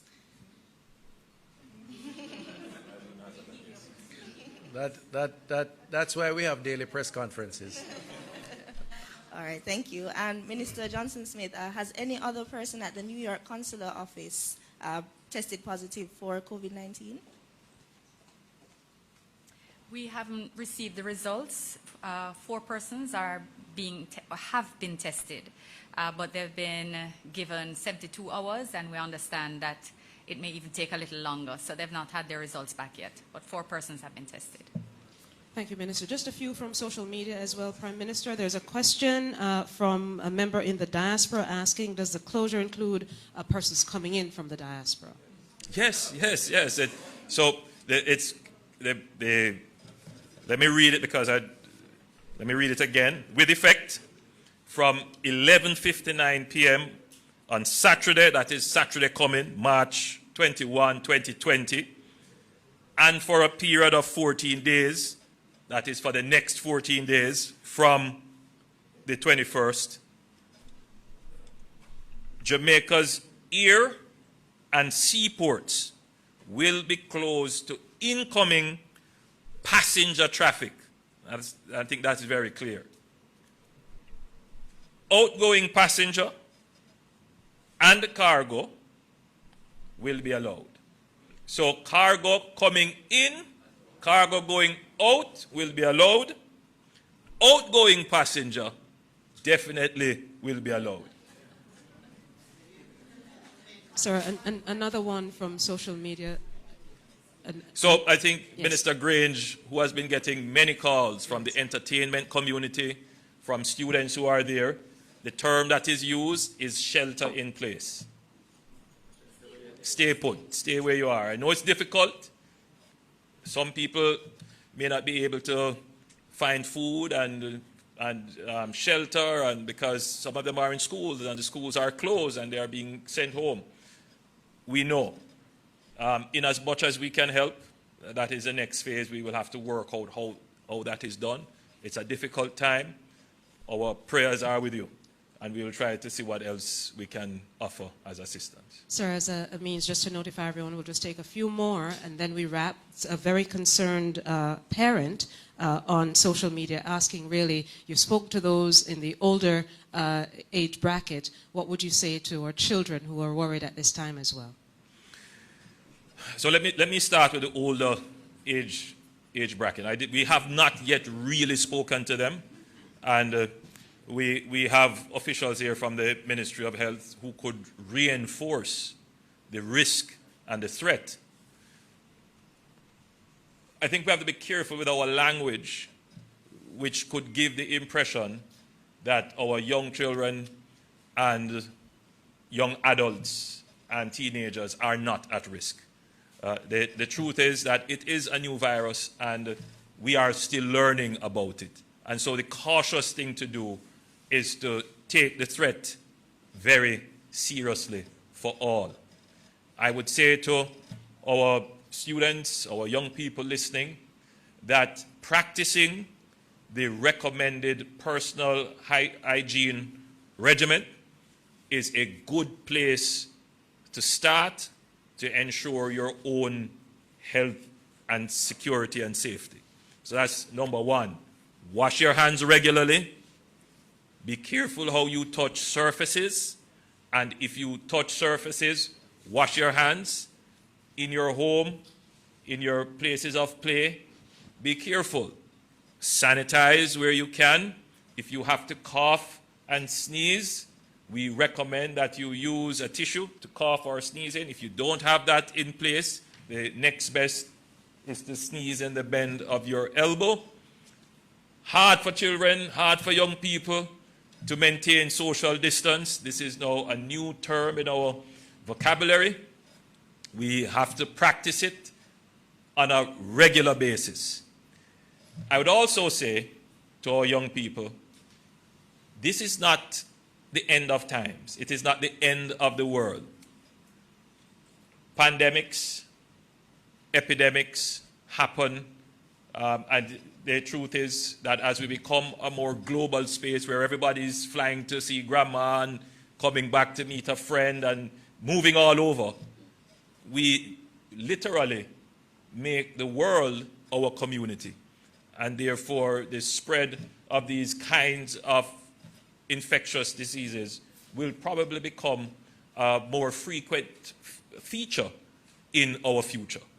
It is not the end of the world, however.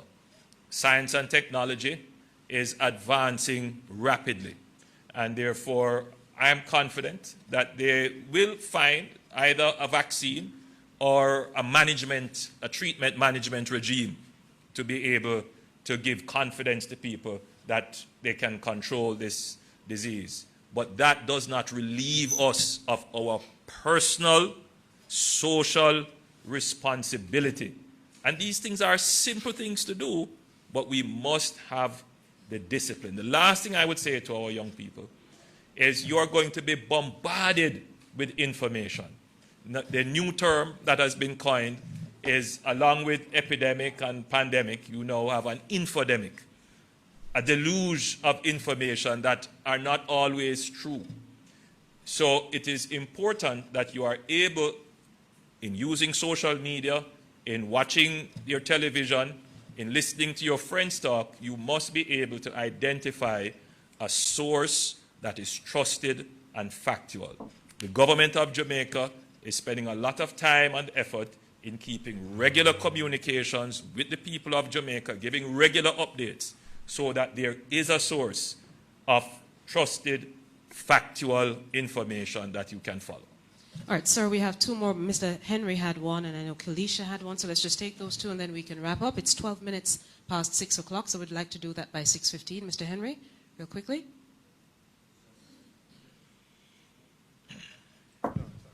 Hello, yes, Balford Henry from the Observers. I'm just wondering if, before Dr. Tufton leaves, if he could give us an update as to what is really happening at the family home of this gentleman who died in Clarendon, because there seems to be some family rifts. Some people are saying that he didn't die from the virus and all of that. And so let me just, without going into too much detail, because I don't think it's appropriate for us to be discussing personal family issues, but there have been some issues as it relates to the members of the family, even prior to the death of the individual, the passing of the individual in question.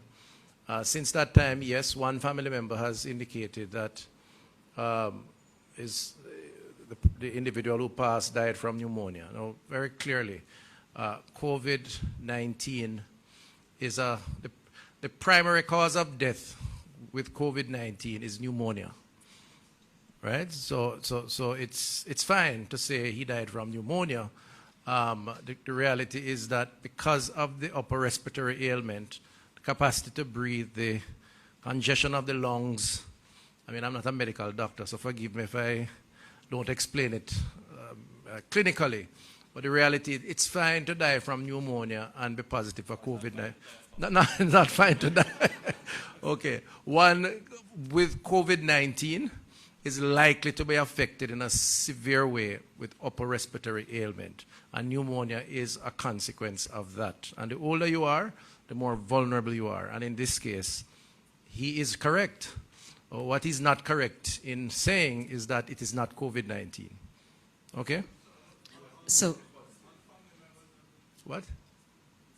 Oh, go ahead. No, I'm asking you for all the family members. Well, let me tell you, one of the challenge we have, sir, is that it highlights the issue of stigma and discrimination. And this is why, as part of the process going forward, the communications team have been mandated to begin a process of greater public sensitization around this challenge, this disease. Because what we have found in the field is that the discussion around COVID-19, both in the international media as well as in Jamaica, has gotten to a point where persons are afraid to admit that they are at risk. And worse, if they have it, they don't want anybody to know, which probably is one of the most risky postures to take, because if you start doing that, you're going to have a lot of issues as it relates to treatment, and you're going to now run the risk of spreading, or you're going to hiding and end up not getting the type of attention that you require. So in many cases, what we find is that people are now not wanting to share because of the stigma. We want to reassure the public that it's okay if you have it. We don't want you to get it. And there is a process to dealing with it. And frankly speaking, you can recover from it. And we're going to have to try and get more general acceptance around that. Thank you, Minister. We'll give the final question here to Kalisha and Prime Minister. I have a deluge of questions from social media. I just want to do two of them because workers and students have a lot to ask. Well, Kalisha, go ahead. Kalisha Williams, Television Jamaica. You mentioned that 5 of the 19 cases are local spread, but in the event, for instance, of community spread, are there any plans in the foreseeable future for a nationwide curfew? There have been some talk recently about imposing a curfew. All right, so we have, I think, very strategically deployed all the tools in the toolbox to handle an epidemic as they are needed. And those that are preemptive, we have also put them in. Right now, the phase in which we are in, it's containing. And we are putting in the measures to contain because we are able to identify the clusters. And that is coming from our contact tracing. So we identify that there is one case in a particular area. We see the people who have come into contact. They form a cluster. We can control that cluster. If it goes beyond that, then there are other measures that we will have to take. My job is not to scare the nation. My job is not to see the premature shutdown of the economy. So in managing the health issues, we are also managing the economic issues because both are related.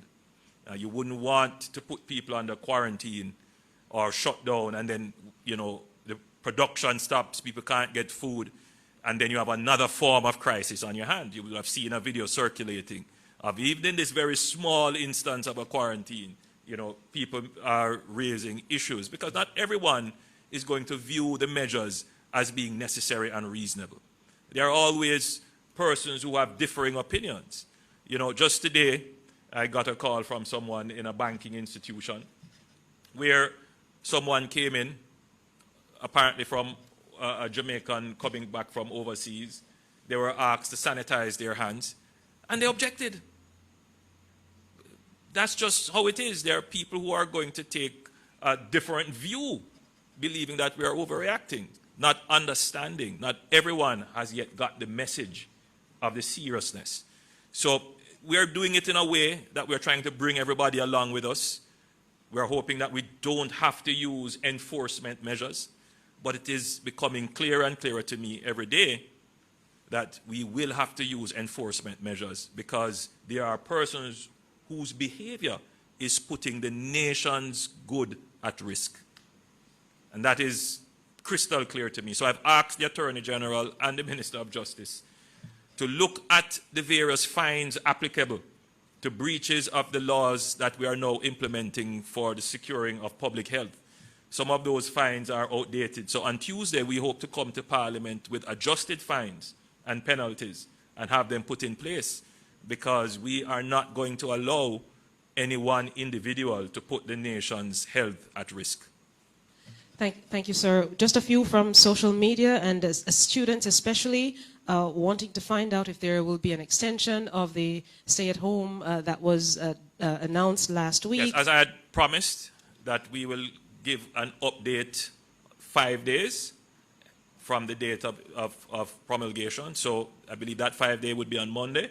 So Monday after Cabinet, we will update the nation. And is that the same for workers and a lot of them? So for everybody. If it was 5 days, we would update. All right. There's a final one we'll take, and the person is Relentless on Facebook, concerning just from MPs who may be here in areas where those have been confirmed, particularly in eastern Jamaica, if persons in their area, and this one goes to Minister Vaz, if people are cooperating with the protocols in place.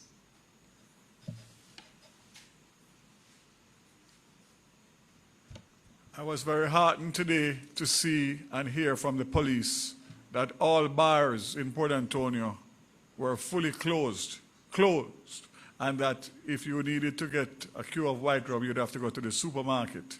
So that shows very clearly the seriousness in which people are taking it, and I myself drove around and saw it for myself.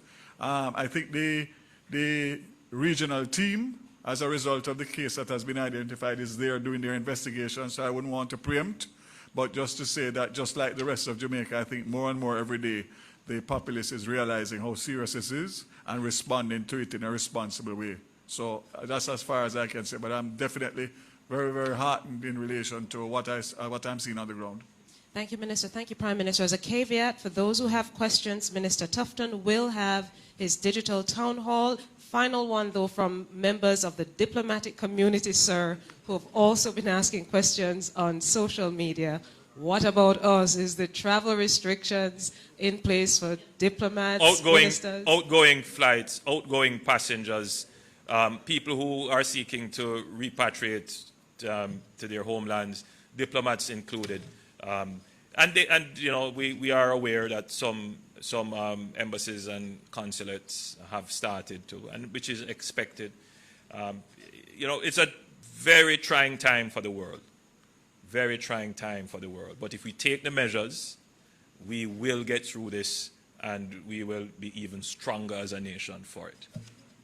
Thank you so much, Prime Minister, ministers, and thank you everyone for coming once again, Minister. Yes, peeps. I'm going to get that show up and running now. You understand? That was lengthy on the nose of them press conference at the time. Lengthy. So I appreciate the patience persons would have found value in the press conference as the information is there. So yeah, so I could move on now. With the situation currently facing us as a nation, I would think that would be very careful, and our general mode of operation on the road would even become more circumspect. But we see, unfortunately, where two people two people perished in a crash along the Sir Florizel Glasspool Highway. So a pedal cyclist and this pillion rider were killed in a traffic accident along the Sir Florizel Glasspool Highway in East Kingston this morning. The deceased have been identified as David Jackson, 35 years old, and 55-year-old Carmen McLean, both of a Kingston 17 address. Reports are that about 8 a.m., Jackson and McLean were on a bicycle heading toward Harborview when it collided with a Toyota Hiace bus traveling in the same direction. The impact flung Jackson and McLean off the bicycle onto the ground. They reportedly suffered multiple injuries and died on the spot. The driver of the Hiace bus, which overturned in the incident, reportedly suffered serious injuries, and was rushed to hospital. The police are investigating. So the audio here is not great because I had to screen record it, but this was pictures from the scene.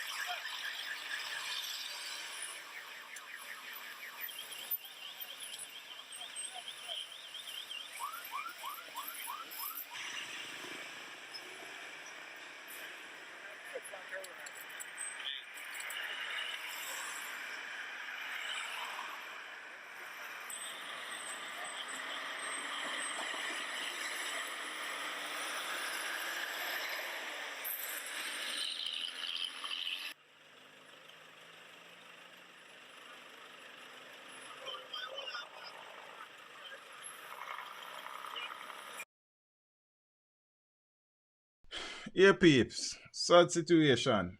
Ah, boy.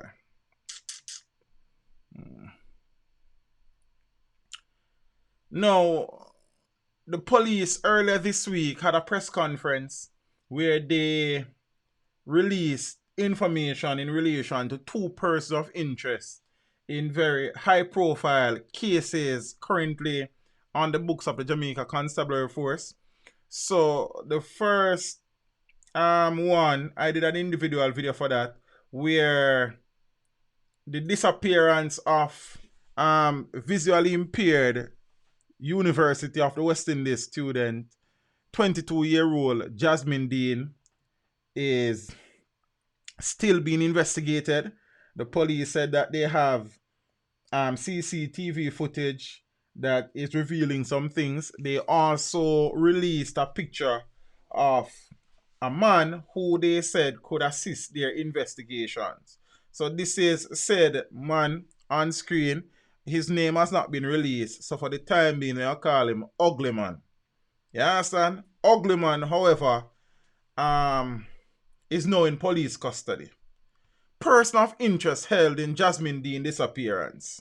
The police have held the person of interest in the case of missing University of the West Indies student Jasmine Dean. He was held in the corporate area. The name is being withheld at this time, so what does I call him? Ugly Man. A representative of the Corporate Communications Unit, the information arm of the Jamaica Constabulary Force, said, earlier this week, the police released a photo of the man who is smoking what appears to be a spliff. while making a withdrawal from an ATM machine while allegedly using the missing girl's card. So Ugly Man was captured in an ATM by camera in every ATM. Zane allegedly using the ATM card belonging to Jasmine Dean. Dean, who is a first-year student at the UA, is visually impaired. She was last seen on Thursday, February 27 in Papine, St. Andrew, wearing white blouse and blue jeans. So at a press conference earlier this week, Assistant Commissioner Fitz Bailey, who heads the Jamaica Constabulary's crime and security portfolio, said the police have been utilizing all available resources. In the video that I did earlier in the week, it said that the police also have CCTV footage that shows a taxi picking her up at the Irving Hall gate and dropping her off in Papine, I think, and stuff. So Ugly Man was using the ATM card that belongs to the young lady. How he got a hold of that card, I have absolutely no idea. So he is now in police custody. I hope they do what they need to do. Zane? I hope they do what they need to do to ensure that this gentleman speaks what he knows. And I mean, whatever they need for do, them need for do that. You understand? So, Ugly Man is now in custody. I hope that he will be able to provide some information as to how he got the card and all of them something. I have not spoken in depth about the situation. I have shared that she has been missing and stuff and thing. But a point of concern here, Zane, and I am saying this to accuse no one of anything. I was just thinking about it. The reality is that oftentimes persons who have any form of impairment, whether visual or hearing impaired or whatever, they like the independence. They like to be independent and such. But my concern here is this, and yes, Jasmine is an adult. She is 22 years old. But the reality is that it is never, and it could never be the best situation for a visually impaired young lady to be traveling alone after 11 o'clock in the night on taxis. She would be very vulnerable, and yes, apparently should have been doing it for a while and nothing happened. But based on the fact that she is visually impaired, it means then that she will be vulnerable, and it is very possible that somebody has used their vulnerability to kidnap her. I am wondering, and this is because she pays her taxi fare daily. Would it not have been wise to organize with a specific driver that the family knows to pick her up from school in the night? And I have had this discussion with no one. I just sat down and I thought about it. And we live among evil men. See? We live among cruel men. We live among predators. Zane.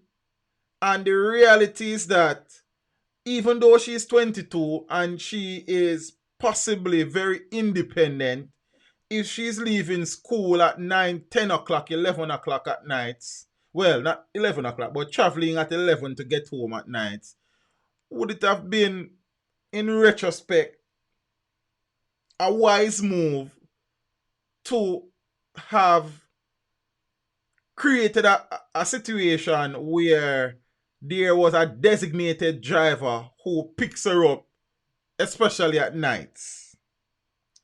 And I am saying this because the reality is that there are more visually impaired young ladies who are pursuing their education and who are traveling on the road at late hours. So for the persons out there who are in the hearing of my voice and your loved one or loved ones are in similar situation where they are traveling alone at nights to get home, it may be wise for some arrangements to be made in getting a designated driver or drivers for your loved ones. This is just me thinking out loud now. With that being said, I sincerely hope against hope that Miss Dean is still alive and that she will be reunited with her family. Let this be a teaching moment. Let us learn from this unfortunate situation and understand and never lose sight of the fact that we live amongst monsters in this country. If I am on the road and I am seeing a visually impaired young lady who is coming from school and want to get home, I would go out of my way to ensure that she reach home safely. But then also all I will stay. You understand? Some men see it as easy pickings because of her vulnerability. A young lady who is charting a course for her future. A young lady that was on a path to become a productive member of society despite her challenges. You have people where you see more than what them fi see, and them no want nothing out of life. Here is a young lady, despite of her visual impairment, she is building a future for herself and her family. And somebody decide that nothing happen. And here is a vulnerable young lady, and we are going to take advantage of the situation.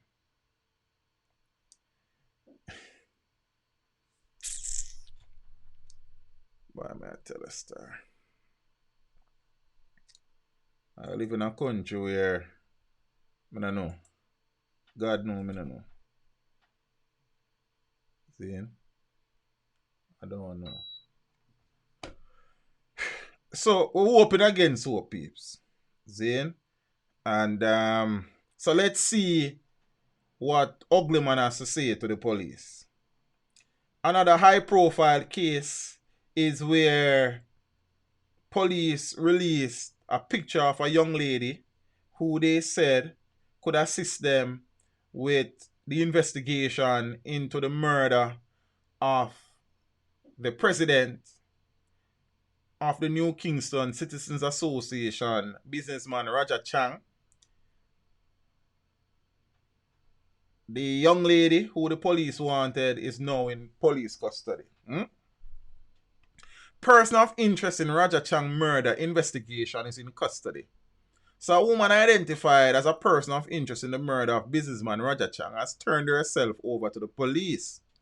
Kadisha Mackenzie, otherwise called DD or Diamond D, who hails from a St. Andrew address, turned herself over to detectives assigned to the Counter-Terrorism and Organized Crime Investigation Branch in St. Elizabeth on Thursday. The Constabulary Communication Unit of the JCF stated in a release. So 62-year-old Chang was reported missing by relatives on Sunday, the 15th of March, and his body subsequently found later that day. So a picture of the woman was circulated to the media at a press briefing in Kingston on Wednesday, and the police said the woman was one of two persons of interest already identified. The police never released any information about the other person of interest. So Chang's body was found with stab wounds in Windsor Castle along the border of St. Mary and Portland after he was reported missing the day before.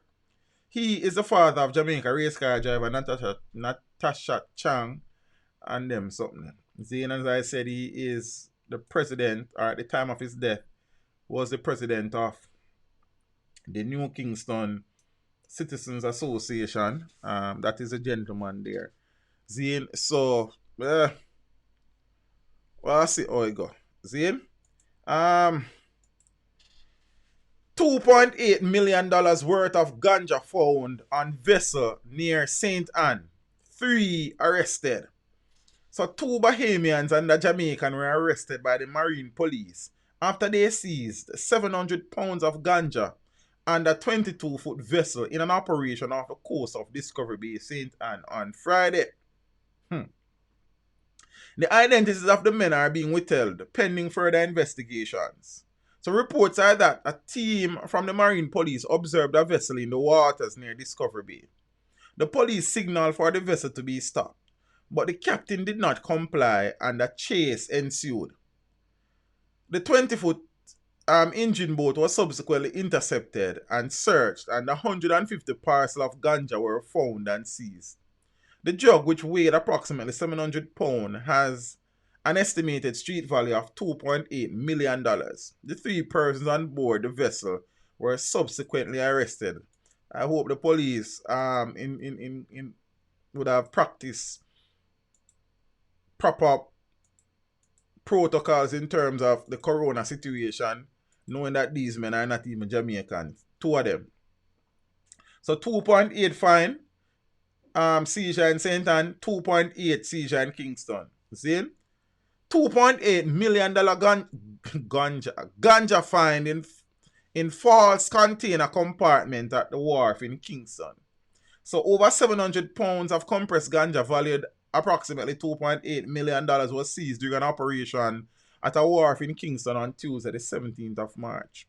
So reports on the police narcotics division are that law enforcers were alerted to a container after Jamaica Constabulary Force sniffer dogs prompted an alarm about 12:30 a.m. on Sunday, the 15th of March. The container was destined for an address in the United States. Following the finalization of logistics arrangements, it was emptied. During a subsequent search on Tuesday, March 17, a false compartment containing 236 parcels of ganja weighing 701 pounds was found. The drug has an estimated street value similar to the St. Anne situation of $2.8 million. No one was arrested in connection with the find. And the police are appealing to persons who can assist the investigation to share the information by contacting the Narcotics Police Division at 876-923-4576 to 7. But say that container there must have been brought to the wharf by somebody, and I am sure it is being shipped in someone's name to someone. So why the investigation never lead to the person we are ship? Detention. Who them be the consignee or the some consign business? I'm not sure. Zine? Policeman on suspension for 18 years, freed of corruption charge. Hold on a bit. I'm going to drink a look of water because this guy real. One man for the on suspension for 18 years. After being on suspension for 18 years, 59-year-old police constable Newton Bentley was on Thursday freed by the Court of Appeal after appeal of perverting the course of justice. The acquittal came 3 months before Bentley is due to retire from the police force. In 2002, Bentley was charged with carnal abuse, but was acquitted by a jury in 2008. Bentley, while awaiting trial, was charged with perverting the course of justice. He was accused of kidnapping the complainant so as to prevent her from testifying against him. Wow. Bentley was found guilty of the charge and appealed against his conviction and sentence. During the appeal hearing, attorney at law Kemar Robinson, who was instructed by Queen's Counsel Peter Champini, argued that the parish judge, in convicting Bentley, had misquoted the evidence and also made an error in her finding that he had prevented the complainant from attending court. The Court of Appeal upheld the submissions and freed Bentley. So, Mr. Bentley now will have to get all the monies that he did not receive while he was on suspension. And so them things here go. You understand? So, well, the justice system is a justice system. Now, I look at situation. I did a video about this. But I suppose I am not certain what is really going on, because some things are going on still, but because the media, and understandably so, is so consumed by the coronavirus situation, I am of the view that the murder situation is being underreported, not deliberately, and I'm just saying things are happening where they're not being covered by the media as much as before, because the big thing is the coronavirus situation. No. Murders in the first 74 days of the year have plunged to a smidgen over 2% higher than they were in 2019. Coming from a high of 10% just 3 weeks ago. A downward trend which coincides with the emergence of the coronavirus in Jamaica. Up to March 14, 278 murders were recorded in the country. This according to official police statistics. This compares to 278 for the corresponding period last year. So up to the 14th of March, there were 6 more murders this year when compared to last year. The division with the most murders is St. Andrew South, recorded 33, followed by St. Andrew North with 28, so St. Andrew is in problem. And St. Andrew South is one of 8 police divisions where states of emergencies have been imposed to halt the spike in murder. Jamaica's first novel coronavirus infection was confirmed on March 10th. Yeah? Now, after the confirmation, for 24 hours starting from 5:45 a.m. on Wednesday, March 11, no murders were reported. However, days later, there were reports of 8 murders across the country in a 24-hour period. Other serious crimes such as shootings, rape, aggravated assault, robbery, break-ins and larceny are also down when compared to the same period last year. It is being said in several quarters of the society that the COVID-19 has even the violence producers on edge as the global pandemic unfolds. 3 weeks ago, for the period January 1 to February 22nd, murders stood at 198 compared to 80 for the corresponding period last year, a 10% increase. Interesting. I see one comment in under the video that says nobody know want neither gunman no one dead, so that is an indication that the government should reimpose hanging. I guess we'll talk about that one next time. Yeah? I don't know how many persons in here have their money at Jamaican National, but if you do, you need to link them. Jamaican National hit by major cyber attack. The Jamaican National Group is reporting that one of its systems, I think Victoria Mutual suffered a similar fate recently, that one of its systems suffered a ransomware attack that saw the data of some members and customers being stolen. A ransom malware or ransomware is a type of malware that prevents users from accessing their system or personal files and demands a ransom payment in order to regain access. Jamaica National says no customer account was affected, as that information is kept and protected by a separate system. I hope so. The company says it has no reason to believe that the stolen information has been used in any fraudulent activity, adding that its services are now sustainably back online.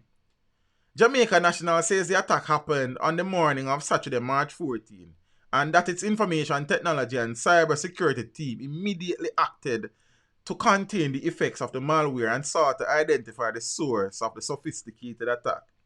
It further says the police, major organized crime and anti-corruption agency, and other security agencies were immediately contacted and continue to investigate the matter. As required by law, Jamaica National says it has taken the necessary steps to advise regulatory agencies in all countries in which it operates. The company says it is undertaking a complete review of its IT security so as to further strengthen its infrastructure, adding that it has already taken several measures to minimize the possibility of a reoccurrence. Interesting. So we get to a part, I think, where we don't really talk about for a little bit because we have some other things that are focused on, though. But you know what I think of. You understand? This is Jamaica to reality, eh? The St. Ann police have launched a search for a man who fatally stabbed a higgler during a dispute in Pimento Walk in the parish on Tuesday. I know Pimento Walk very well, and I used to have one girl up there one time. You understand? The deceased has been identified as 35-year-old Damian Henry, alias Gaza, of Pimento Walk. According to reports, at about 6:50 p.m., Henry and another man were involved in a dispute on a football field. Well, I mean, I tell you, I have been there. During the feud, a knife was reportedly used by the man to stab Henry in the upper body. His attacker then fled the scene. But I mean, I tell you, the wounded man was assisted to hospital where he was pronounced dead. A probe is ongoing. Peeps, the reality is that. See? Yeah, man, Pimento Walk was in place one night time, man. Yeah, son. Yeah. Auntie. Very nice place. Whole heap of springs and thing. You understand? Whole heap of water. You understand? And thing. Enough girl. Watch out now.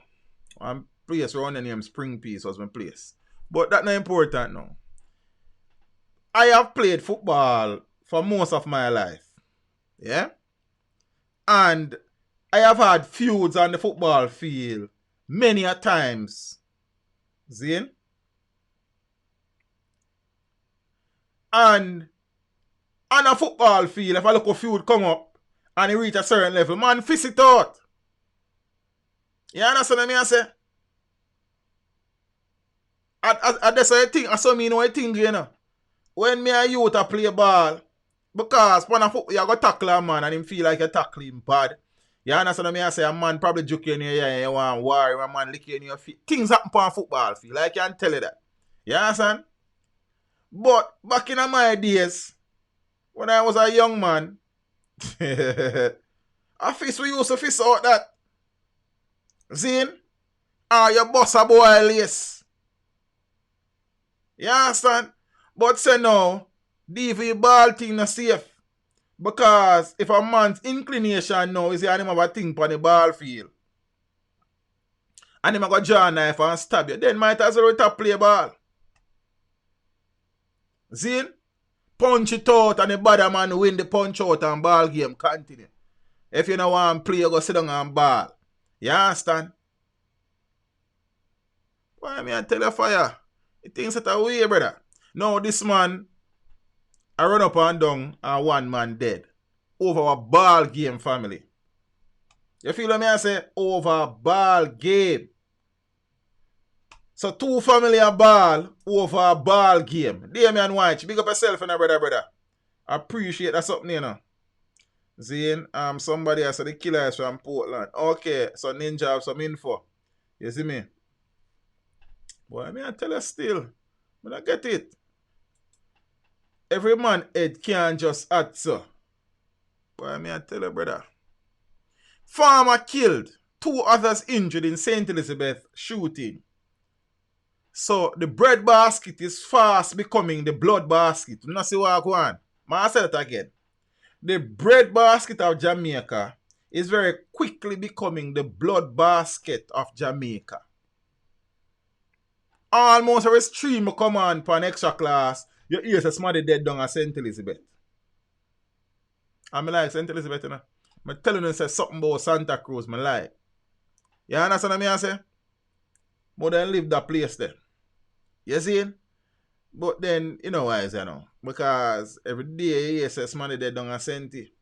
When me I grew up, nobody know nobody not down at St. Only people them did at St. when them got thief people goat and thief people produce.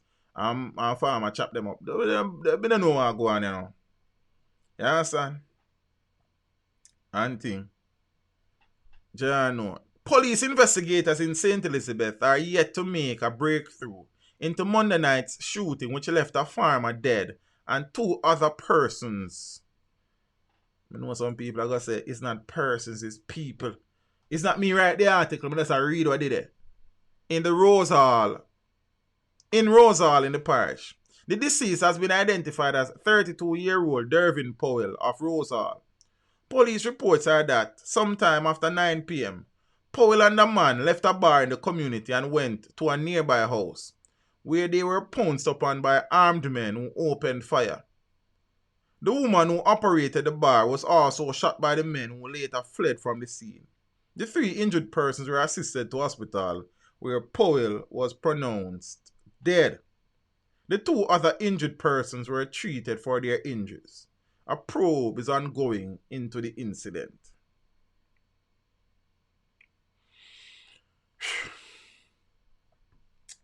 I'm so tired.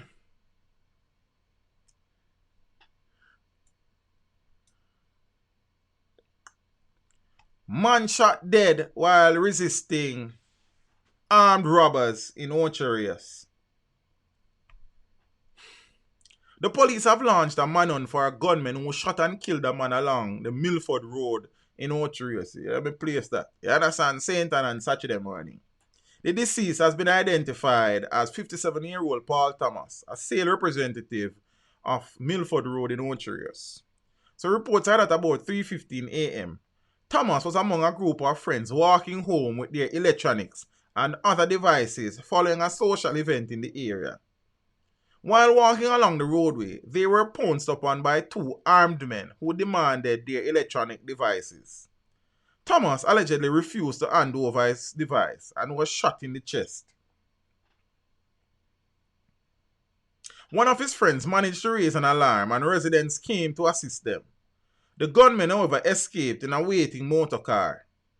Thomas was assisted to the hospital where he was pronounced dead. Investigations are ongoing into the development.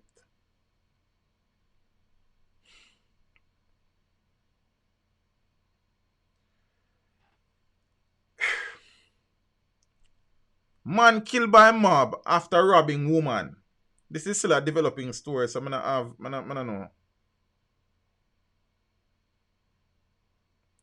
A 24-year-old man from Washington Gardens in Kingston 20 was killed by an angry mob in Portmore, St. Catherine, after he was accused of robbing a woman of her handbag and cell phone yesterday. The police said Conroy McDonald died from injuries he received after he was beaten.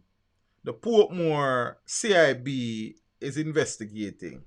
As soon as I get more information, then I'll talk about that. And them something there. I don't know, Rasta.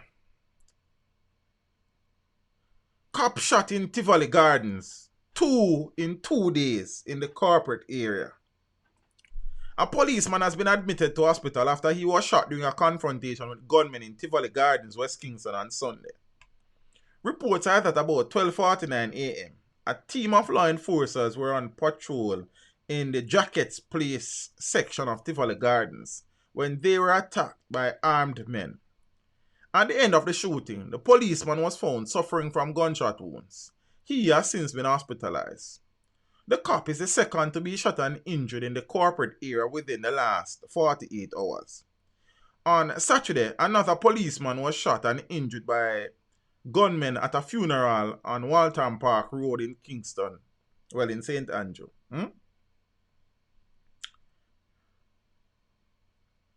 Reports are that police traveling in an unmarked vehicle went to the funeral and there was a confrontation with a man who was armed with a gun. The policeman sustained an injury to the side of his face, resulting in him being hospitalized.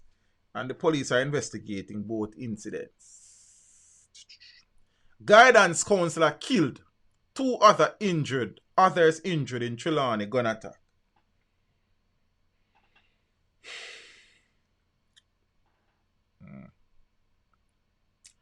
Police investigators in Trelawney are yet to make a breakthrough into Tuesday night's shooting, which left a guidance counselor dead and two other persons injured in the parish. The deceased has been identified as 26-year-old Andre Hall of a Wakefield address in the parish. Reports are that about 9 p.m., Hall was among a group of persons at a shop in his community when they were pounced upon by unknown assailants who opened gunfire. Hall and two other men received gunshot injuries and were taken to hospital where Hall was pronounced dead. Again, to these media entities, it is unwise for you guys to continue this practice where you make mention of the hospitals in which persons who have been shot and injured have been admitted. It is unwise. But what do I know?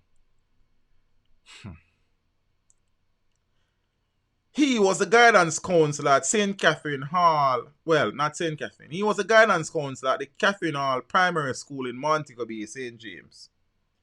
And Trelawney have recorded 7 murders since the start of 2020. So another educator has been murdered, eh?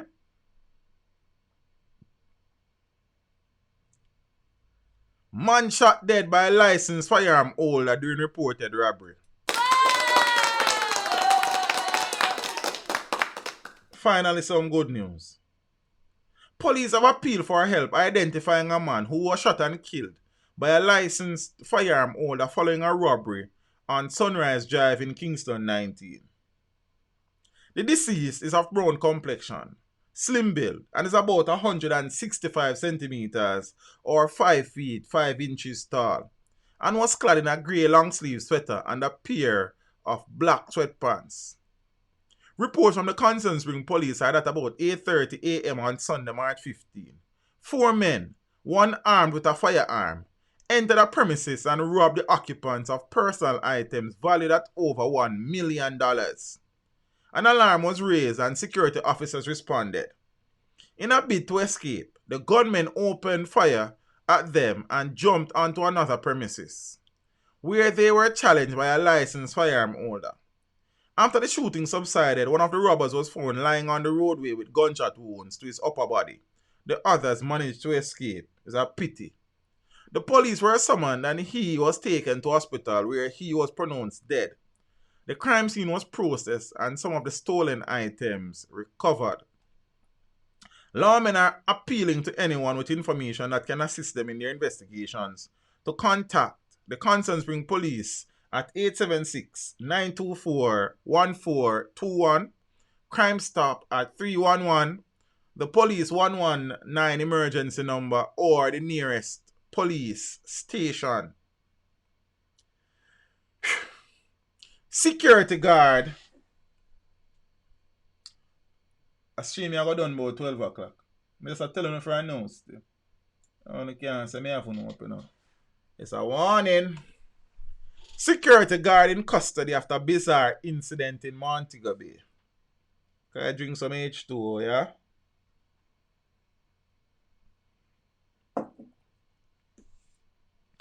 A St. James-based security guard is now under police guard at the Cornwall Regional Hospital.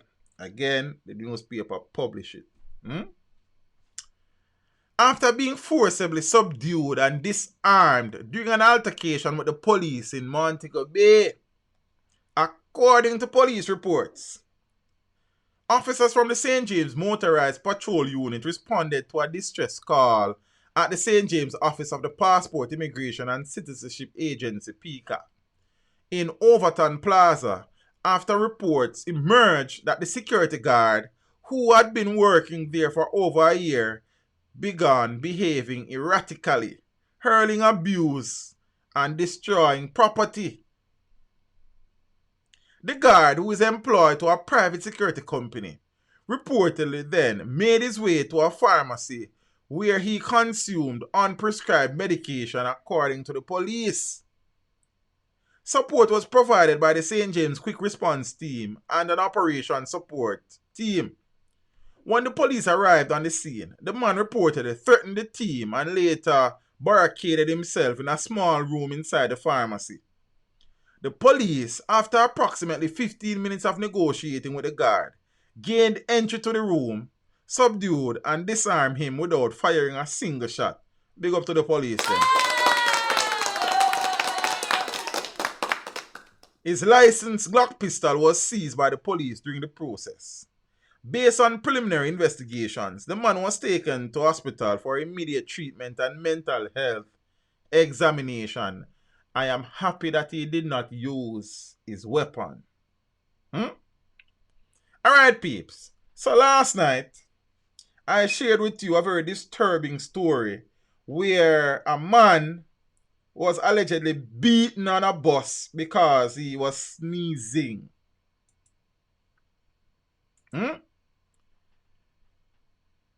Sad. There's another story. The man wasn't beaten because he was sneezing, but he was beaten because he allegedly was trying to steal Lysol and rubbing alcohol. Said he needed them to protect his family from the coronavirus.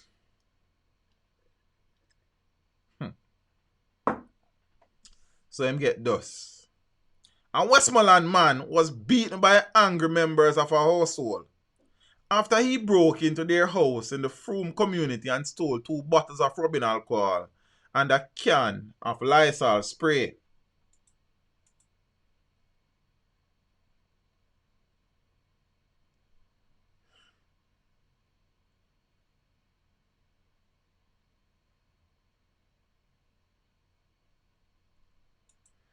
Ah, boy. He later confessed that he stole the items to protect his family from the coronavirus. The resident said that the culprit is known to them and works as a handyman. A family member said that about 11 p.m. on Tuesday, members of the family were at home when they heard strange sounds coming from another section of the dwelling.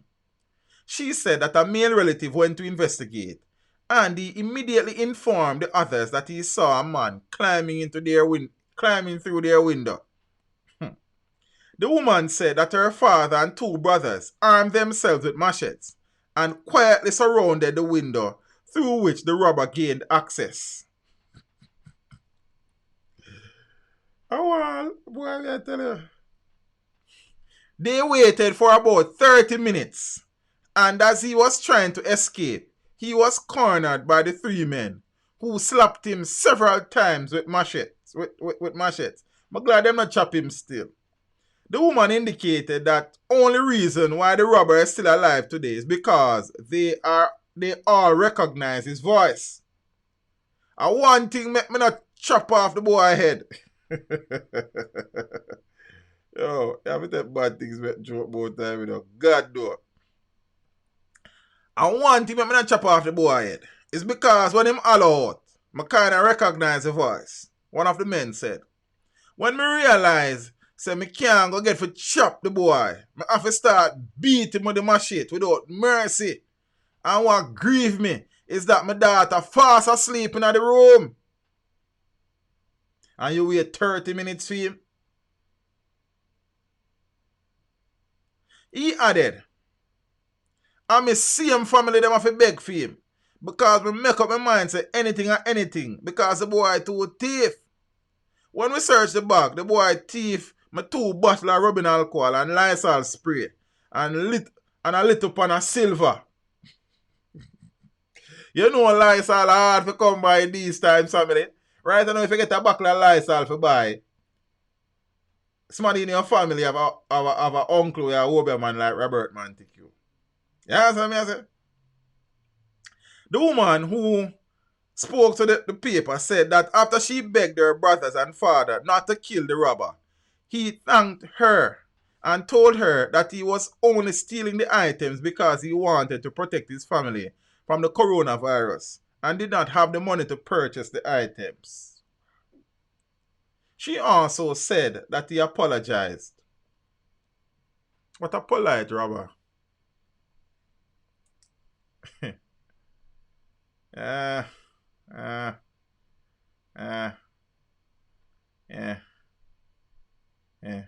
So we have a couple more stories for share now, peeps, and then remember one night I share a story where say there is a crave for one medical procedure that allows women who struggle to have an orgasm to do so. I'm sure you know the next article in a few. No, hold on there. I have got to draw to spread out one night time. See? No. Guess who's back? Back again. Ruel is back. Go tell a friend. Guess who's back? Guess who's back? Guess who's back? Guess who's back? Na na na.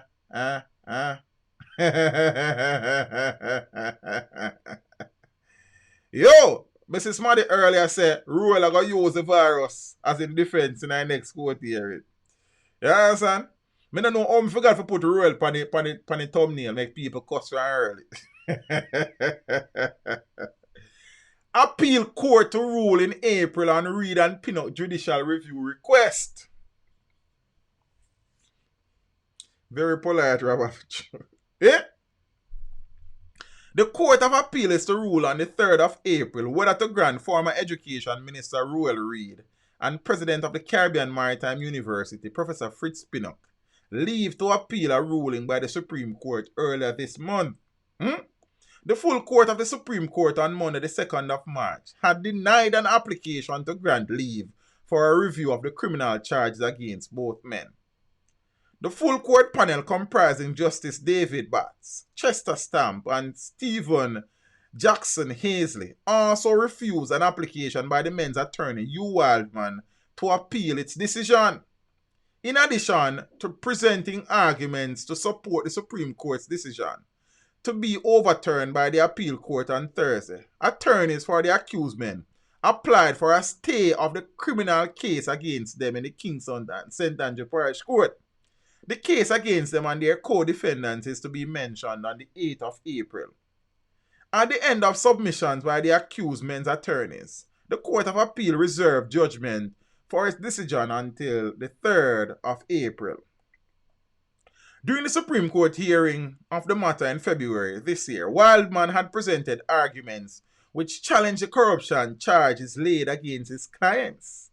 The attorney had brought evidence that showed the police officers who charged his clients were authorized officers of the Financial Investigations Division. This action, he argued, was unlawful as the FID did not have the authority to charge anyone. Attorney for the FID had countered those arguments and contended that the men were not arrested or charged by the FID. Zin, and thing, long story short, so we are wait and see. See? Now, peeps, there is a video currently in circulation on social media. See? Where, and me watch it, but it start get dark. But lo and behold, somebody sent me a video with it said to an individual who me see that brother there. You understand? Back of me so. And that girl there, back of me so.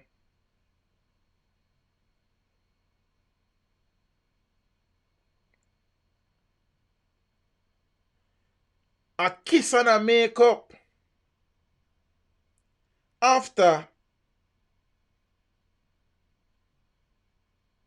said brother so I be a boof and lick. Me see him get that girl here. And before me even share the article, you see? I sincerely hope that I will not have to revisit this picture saying that the police had processed a crime scene in relation to these two. I am also of the view that this young lady may have been coerced, forced to be a part of the charade that the second video was, where this brother professed him undying love for the empress, who he would then kill with lick. And nobody can talk to him. I'm not going to play none of the two videos, because the first one is abuse and YouTube community guideline policy may not take kindly to that. And the second one, I just be an idiot tonight, so we not play that neither. You understand? So 2 years we don't see no video. One of them, YouTube, risky, and the second one, them are idiot. You understand? So, whichever way you don't see no video. Couple kiss and make up after violent altercation. A woman who was captured in a video being beaten. Beaten is not the word. Damien or not Damien. Trivian Spike, big up yourself and brother. Appreciate the contribution. You hear, sir? Always, you know, I appreciate the support. I hope you and your family good in a family. You understand what I say? And be careful out there, sir, because something here is rough. You see? Alright. A woman who was captured in a video being beaten by her boyfriend has indicated to the police that she will not be pressing charges against him. In a news release, the police's information arm, which is the corporate communications unit, said officers in Westmoreland intervened after the video of the altercation, which reportedly occurred in the Farm Pen district, and expanding. So that's why they might be like an animal, of the parish went viral. In the video, the man is seen viciously punching the woman repeatedly. Both individuals were taken to the police station where they were questioned. However, the young woman indicated that she will not be pressing any charges, the police said. In a newly released video with Fido Dido, the couple appear to have done a complete 180 and a 180 that can be 180 and 720 that, because I'm not even 360, you know. Because them grown and grown and grown till them turn clown, you know. What kind of 180 that? And a straight line movement, that family. It's a circle, then them circle the circle. In a newly released video, the couple appear to have done a complete 180 in terms of their social interaction and are the portrait of young love. They are the portraits of what me say? They are the portraits of young love.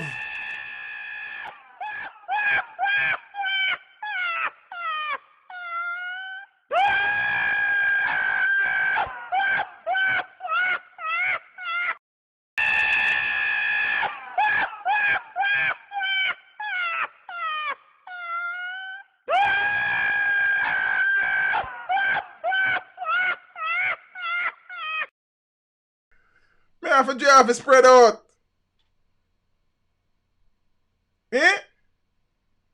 They even share an awkward kiss as they profess their undying love for each other. At one point, he appears to blunder even her correct name. as he introduces himself as her to the cameraman. And her to the cameraman. A general didn't even know her name. The man, still shirtless, kicks off the video introducing himself. Global legend. Name Kevona Ford. This is me and my woman. Khaleesi. A Game of Thrones. A Khaleesi.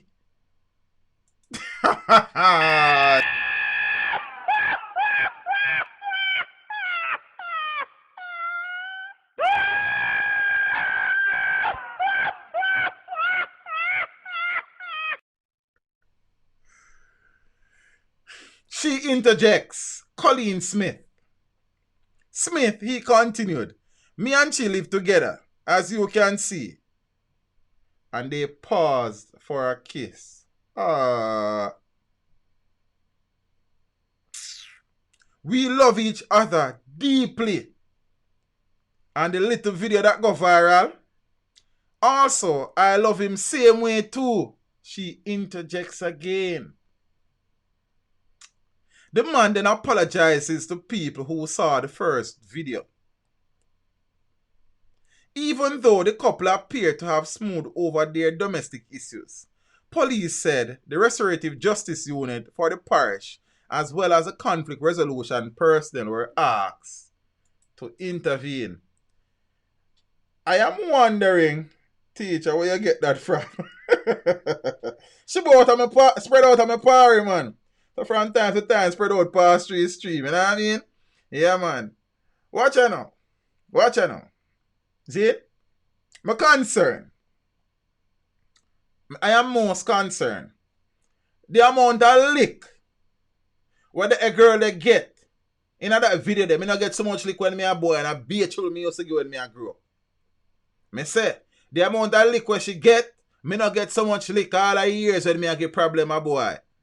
And my uncle a beat me. Uncle Frame, big up yourself if you are watching her. Yeah, boss. You understand? Eh? Me not get so much lick when me a boy. And a whole heap of lick me used to get.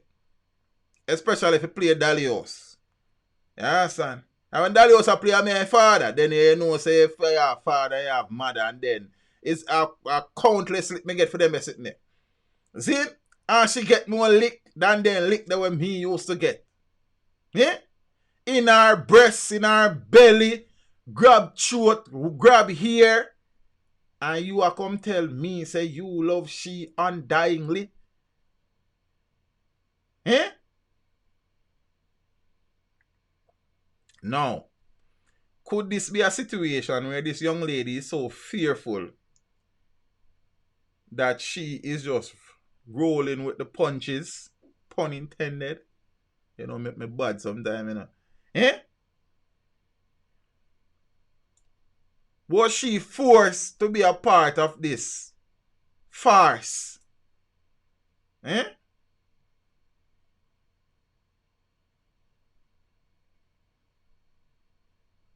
And now make sure you go save that picture here, just like it is, and put it on the archive. And I hope so one day when I have to come, I'm going to draw for that said picture here. As a matter of fact, I'll go even further and I'll say this. She should not have a decision in whether or not charges were filed. I'll say that again. See, the oxygen I say me even buck her. Not even watch so much like I'm this gets so dark.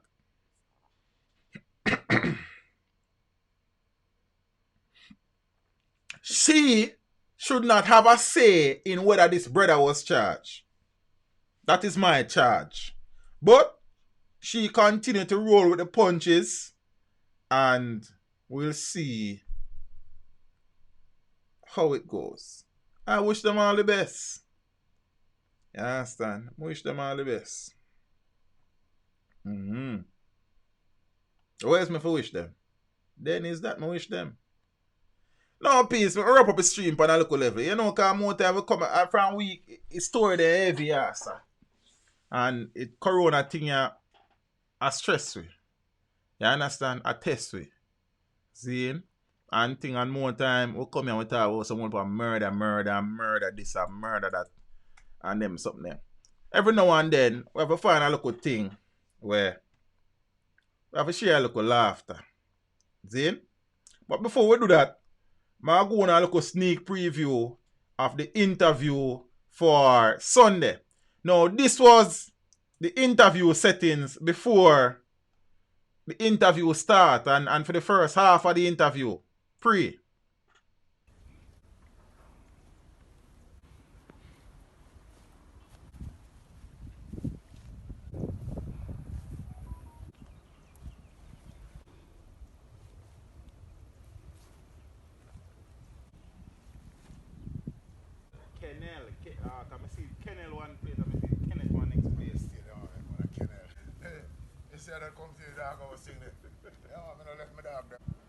Go to bed. Yes. All over the world, everyone is. So that beautiful day, and I want to tell you, say, Jah, send some rain our way. Eh?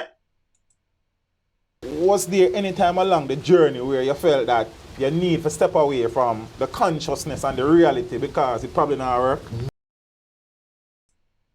Wanna pray me shot? Hey, all light wet up. What do you go on? Was there any time along the journey where you felt that you need to step away from the consciousness and the reality because it probably not work? Never. Never. Teach them?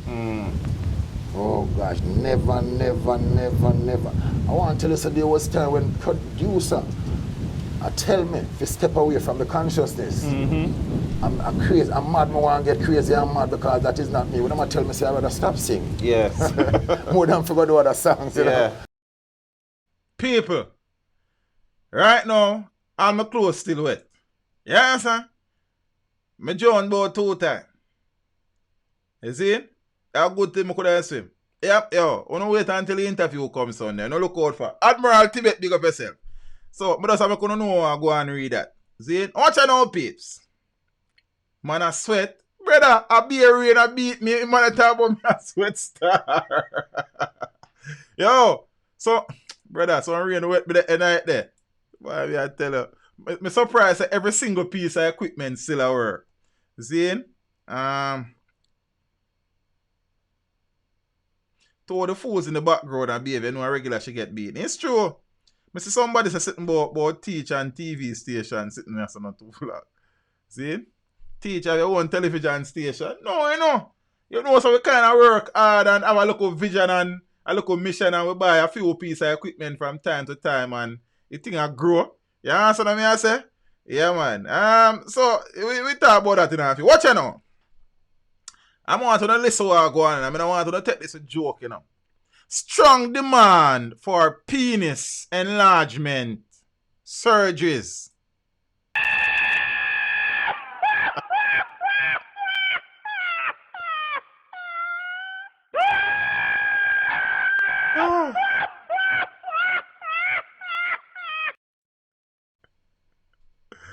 So, bro, what happened to the production? The production team did it, man. You never see Scotty in that video there. And Simon was doing the phone video earlier. I show me I do the setup. Them did it, man. But you don't think go. You understand? No roof never down there for me. Watch ya. Some Jamaican men are depressed about the size of their penis. To the point where a few have had to be referred to specialists to help them measure up. According to Dr. Sandra Knight, who specializes in cosmetic surgeries, the demand for a penis enlargement procedure in the country is quite strong. And this is to a great extent driven by a notion that Jamaican men are well endowed. My last patient was sent to me by his psychiatrist because he tried to kill himself about 5 times. Whoa.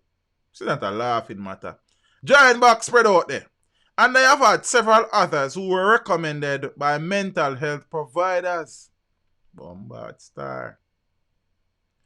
In 2008, the UK Sun reported on a survey that placed the penises of Jamaican among the largest in the world, measuring between 6.3 and 7 inches, along with countries like Ghana and Nigeria. The average penis size is considered 3.5 inches when flaccid and 5.1 inch when erect. That is very average, you know, come to think of it. Knight said that many Jamaican men who are not comfortable with the size of their penis have been enlarging them through surgical procedures. The most popular being penile fat grafting or penile fat grafting. Pronunciation. I never do it, so I don't know how to pronounce. The doctor said the procedure involves harvesting fat from the patient's lower abdomen and upper buttocks for the surgery. The procedure is actually quite popular than people think. There are a lot of men out there who feel inadequate. Small penises in this country are looked at as a crime. And there are men out here suffering. The man them out there. Because women tease them mercilessly. Hey, woman them, you need to stop it. You need to stop it. If it don't work for you, you move on. Yeah, if it's not your fit, then quit. You understand? Don't make the man them stress and catch fit. Till someone all want to try kick the bucket. You know if you stop it. Bob, yo, is that true? You know? You understand? But me I say still. Alright, I soon tell you what me I say still. You want to go on now. Because you know everything comes at a cost. See? One day if them buy fat, they have 100 pounds for sale. Yo.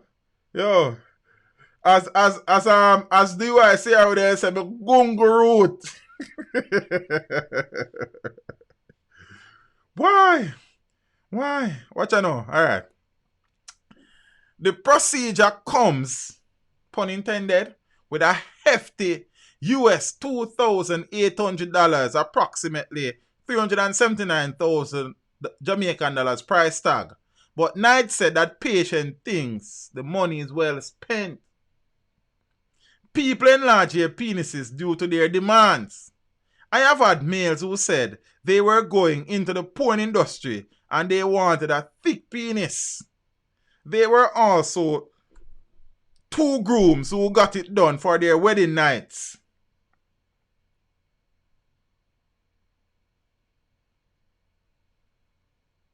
I want to say, ask them a groom. It is one of my favorite procedures to do. I don't surprise. The patients are most grateful for this. When you do these men and they walk back in your office like a month later, their chests are high. They have smiles. They are just different person. Believe me, she said. No, I say a little thing. Because I talk to the Empress them already. You know if you stop it. Because some of you know. You understand? See? But on a big woman level still, I guess a penis up there is at a standard size. You understand what I say? Some people are blessed. Some people get the rest. You see? But right now, you have us. I don't know if there are any issues with the functioning after the procedures. Because I say, I don't even know about it. I don't want to say, yo, our teach know so much about the procedure. You know, I don't believe it. I say, you know, we don't move up. You understand what I say? No. Zane, as a youth who grew up learning, say, anything when me have in a life, if I don't satisfy with it and work with it and make it work for me, then it's how I grow. You understand? I don't know, say right now, teach them, or they really and truly make no man inject nothing in my penis or a woman for that matter. You understand? If an Empress and the eye link up, Zane, and then she not satisfy, Zane, then me not go cry. She just need to move on and find another guy.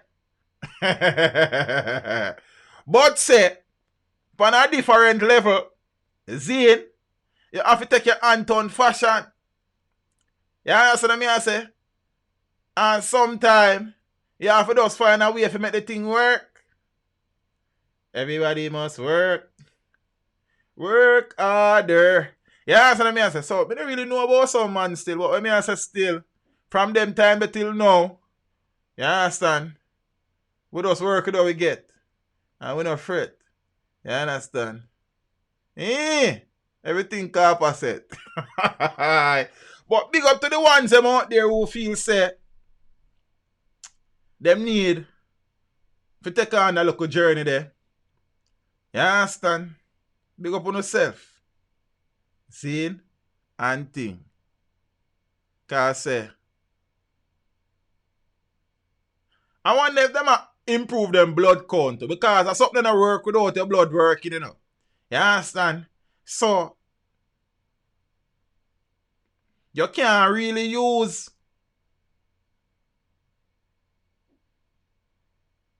one look backwards if you try to lift up a caterpillar and you not go work. So you have to factor in that too. And sometimes, boy, I don't even do it, sir. I'm gone. You understand? Big up a man them who feel like them need to do them thing. Big up on yourself. You understand? A woman no easy now. Woman a send a man them go do all sort of crap, you know. You no can make me go do them sitting there. Because right now, you understand? If it not work, you just flirt. Yo, we full of reference. Yeah, me I say, me done. Me I tell you, me done. See, me done.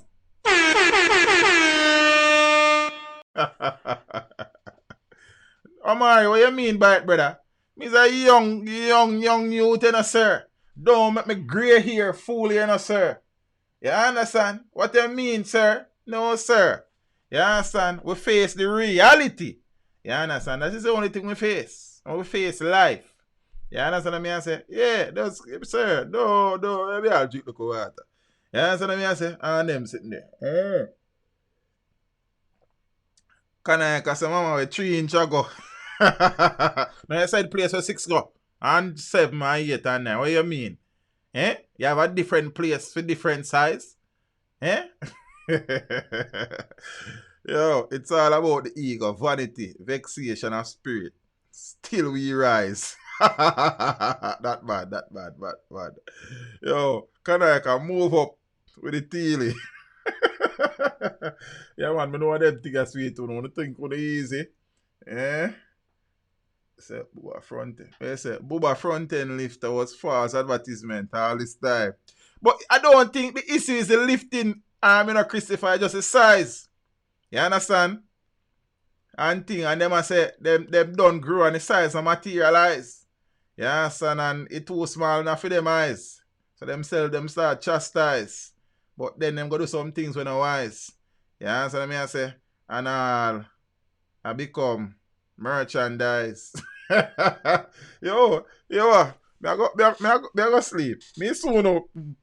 When? Me soon up. That time there. Sunday. For Sunday service as the man them call it. You understand? Right now spread out just a laugh. Cause spread out alright. Donkey length. You understand? So spread out good.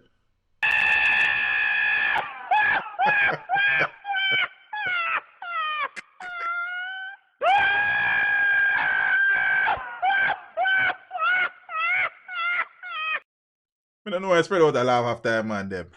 You understand? Spread out, but don't see easy, man. Tell us about the lady in white. The lady in white? You mean in the video? A Scotty that you know family. You know, my sister that you know. But you want me to tell about Scotty? She probably got sleep, so she know in the stream right now still. Yeah, man, I'm telling you, so my team, a Scotty and Simon, my brother and sister that, you know what I mean? And them something there. So, auntie. So I saw on a Sunday. You understand?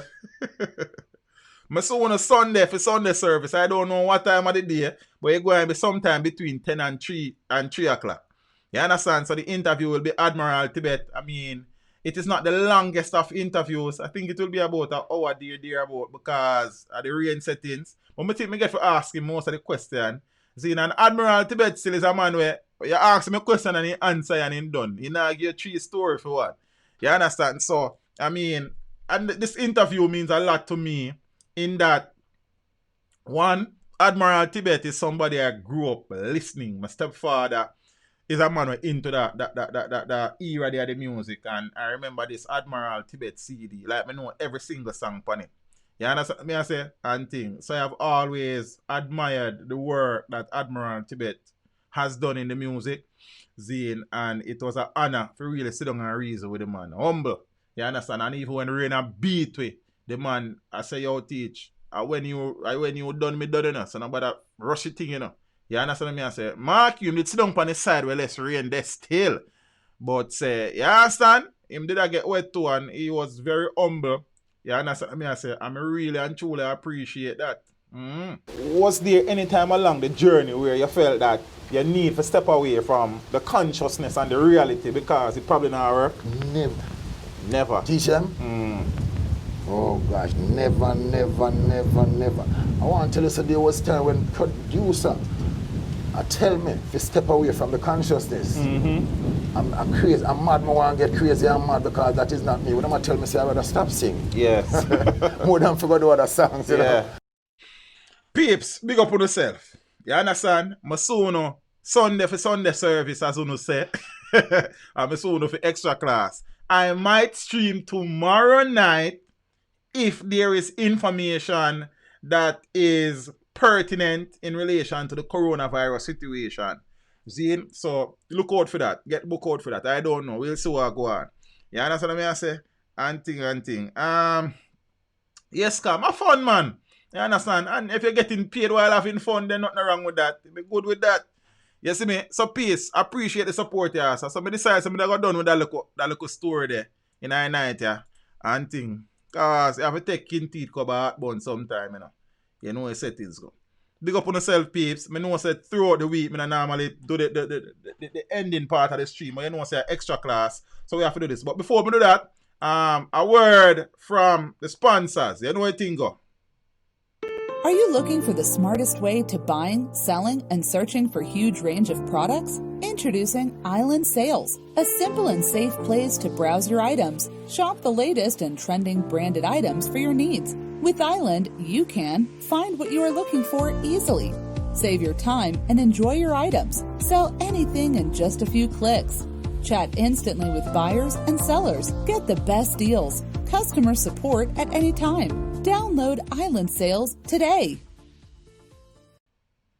Yeah, peeps. Big up on yourself. I say, a Friday night, I know the whole heap of road now take on because that's something where you go on. But for the people them who must go up on the road, you know what thing go.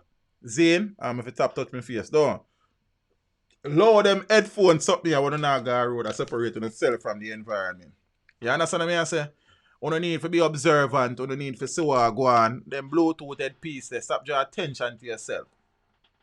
Try to keep your devices in your pockets and in your bags as best as possible. Use them only when you need them. Don't get lost or pass in your phone family. You understand? The whole of jewelry thing, yeah, you work and you buy and your money pay for you, but people will take it from you and take your life in the process. Try to walk with only the cash that you need. You understand what I say? If you must take public transportation, try to travel in a group. If you cannot travel in a group, know the do's and the don'ts. Take the license plate number. Send it go give somebody. Tell somebody where you're there. Tell somebody where you go. See? Describe the car. Describe the driver. Always follow your instinct. If you walk up to a car and you get a bad vibes, walk away. Take something else. You understand what I say? And above all, trust absolutely no one. Not even the man where you know for in a grade 1. Can't trust people. For the people them out there, where every move they make, in a them status, every turn them turn, the world know. Because them IG status, them Facebook status, them WhatsApp status, like, come on people. You have to be careful. Many of us are compromising our security and safety because we are living our lives on our social media statuses. But now I say you can't post things, you know, but be careful of the things that you are posting. Nobody no need ladies to know say you're alone there, yeah, that you just bathe and you lay down in your bed naked. You understand what I say? Nobody no need to know say your father, your brother, them no need it. You just see how you look a sister there. Nobody no need to know that. Nobody no need for know so you go walk, go clear a barrel and X amount of things then in house. Or you go Western Union go collect X and you just got the back. Nobody no need for know them something there. Someone we too love the hype. And through the hype, someone we are going to lose with life. For the people them who want to live them personal life on social media, family, your private life is a private life. That are between you and your spouse or your husband and your wife. You understand what I say? So when you live all of your life out in the public and the thing gets sour, the whole world, I see the sourness. Be careful on that, man. For the people them who suffer from the Instagram syndrome, where them see people say them live them best life and them try to live for them the people the best life instead of try to live for them best life. Wanna stop, do that, Zane, and try to live the life where you can live the best way you can live it. And for the people, they must suffer from the dumb people with smartphone syndrome. Come on, man. I don't fix something, you know. Peeps. Big up on yourself, you know. I say Dante Dan, Christopher Daly, Miss Joan Gray, Romario Toretto, Kanaika, Miss Millicent Thomas McDermott, Danny Blackhorse, Zane Ingrid Theater, Cams, Peter May, God Favored Me, Romario Toretto, Miss Winsome H, Craig Creations, Dante Dan. Say, you know, big up on yourself in a fam. You know what I think, you know, father stand right. Hope all is right, you know. You know, it's something set up, you know. You know what I mean? Yes, Zane. Janelle Steele. Good night, Empress. It's good to see you. Hold on. Is this the Steele what me know? Zane? I know if me know the Steele here. You understand? Mike Larry, big up yourself, you know. You understand? Matthew Parchment, brother, what you deal with? Omari Mills Entertainment, manners and respect, you know. Team member. It's good to have you as a member of the team. You see? New Wave Entertainment, the Oxygen. Big up on yourself, you know. You know something set up, you know. Feel me, I say? Who else about in the building? Because I don't want to leave nobody out, you know. I know some people gone, some people now coming, some I don't know who is who. You understand what I say? And think, but Miss Marsha Spencer, I think so. Alright, Steel, big up yourself, you know. Manners and respect, you know. I appreciate the support. You hear that? You see me? Peeps. Big up on yourself. Be careful. You understand what I say? Open your eyes, Zane, be wise, and stay sanitized. You understand? Miss Joan Gray, Sean Barnett, Zane Maywat, Zane, big up on yourself. You understand? Miss Funk, I can't bother with the middle part of here there. I just call her Miss Funk. She know how she me talk to. Miss Andrea D, what you say? Still here? Yeah, man, we still here, you know. You understand? And thing, wrap up, you know, now. Empress Cookie Mama, big up yourself, you know. I want to also take some time to express my sincere gratitude to the persons who contributed financially to this stream tonight. Black Love, Bonnie Punta, Jar 306, Zine Island Sales, Kenny B, Ina Mead. Oh yeah, I did say thanks. Harsted Cowfat, Miss Millicent Thomas McDermott, Damien White, and Trivian Spike. When I big up on yourself, and I know I have to work hard, and I know I have the family I take care of now and them something, you know. I know I say teach, all listen, so I appreciate that something, you know what I mean? Blessings every time. Paulie P63, brother, where I deal with you? Miss Ann Alcini, hope me pronounce that correct, you know. Father Lyndon Johnson, big up yourself, you know. I know James Bond did about, I know Ellie Landon did about, I know Light Chatbot did about, Zane, Jonah Lewis, big up yourself, all of the people them who gone to them bed, I know a later place like UK and a morning, right? You understand? Big up on yourself, peeps. Appreciate the support. Peeps, maybe tomorrow night, depending on the situation, so if I need to give an update, I will stream. But if not, I'll see you on Sunday for the Admiral Tibet interview premiere. We'll even start edit that, you know. Zane plus Sunday evening, Sunday night, live stream. DeAndre Small, big up yourself. Peeps, what good? Step with Ja. I'm out. Teach them! Hey, yo, hello! Send the message and make it reach them. It's teach them. Right here. Warlord representing.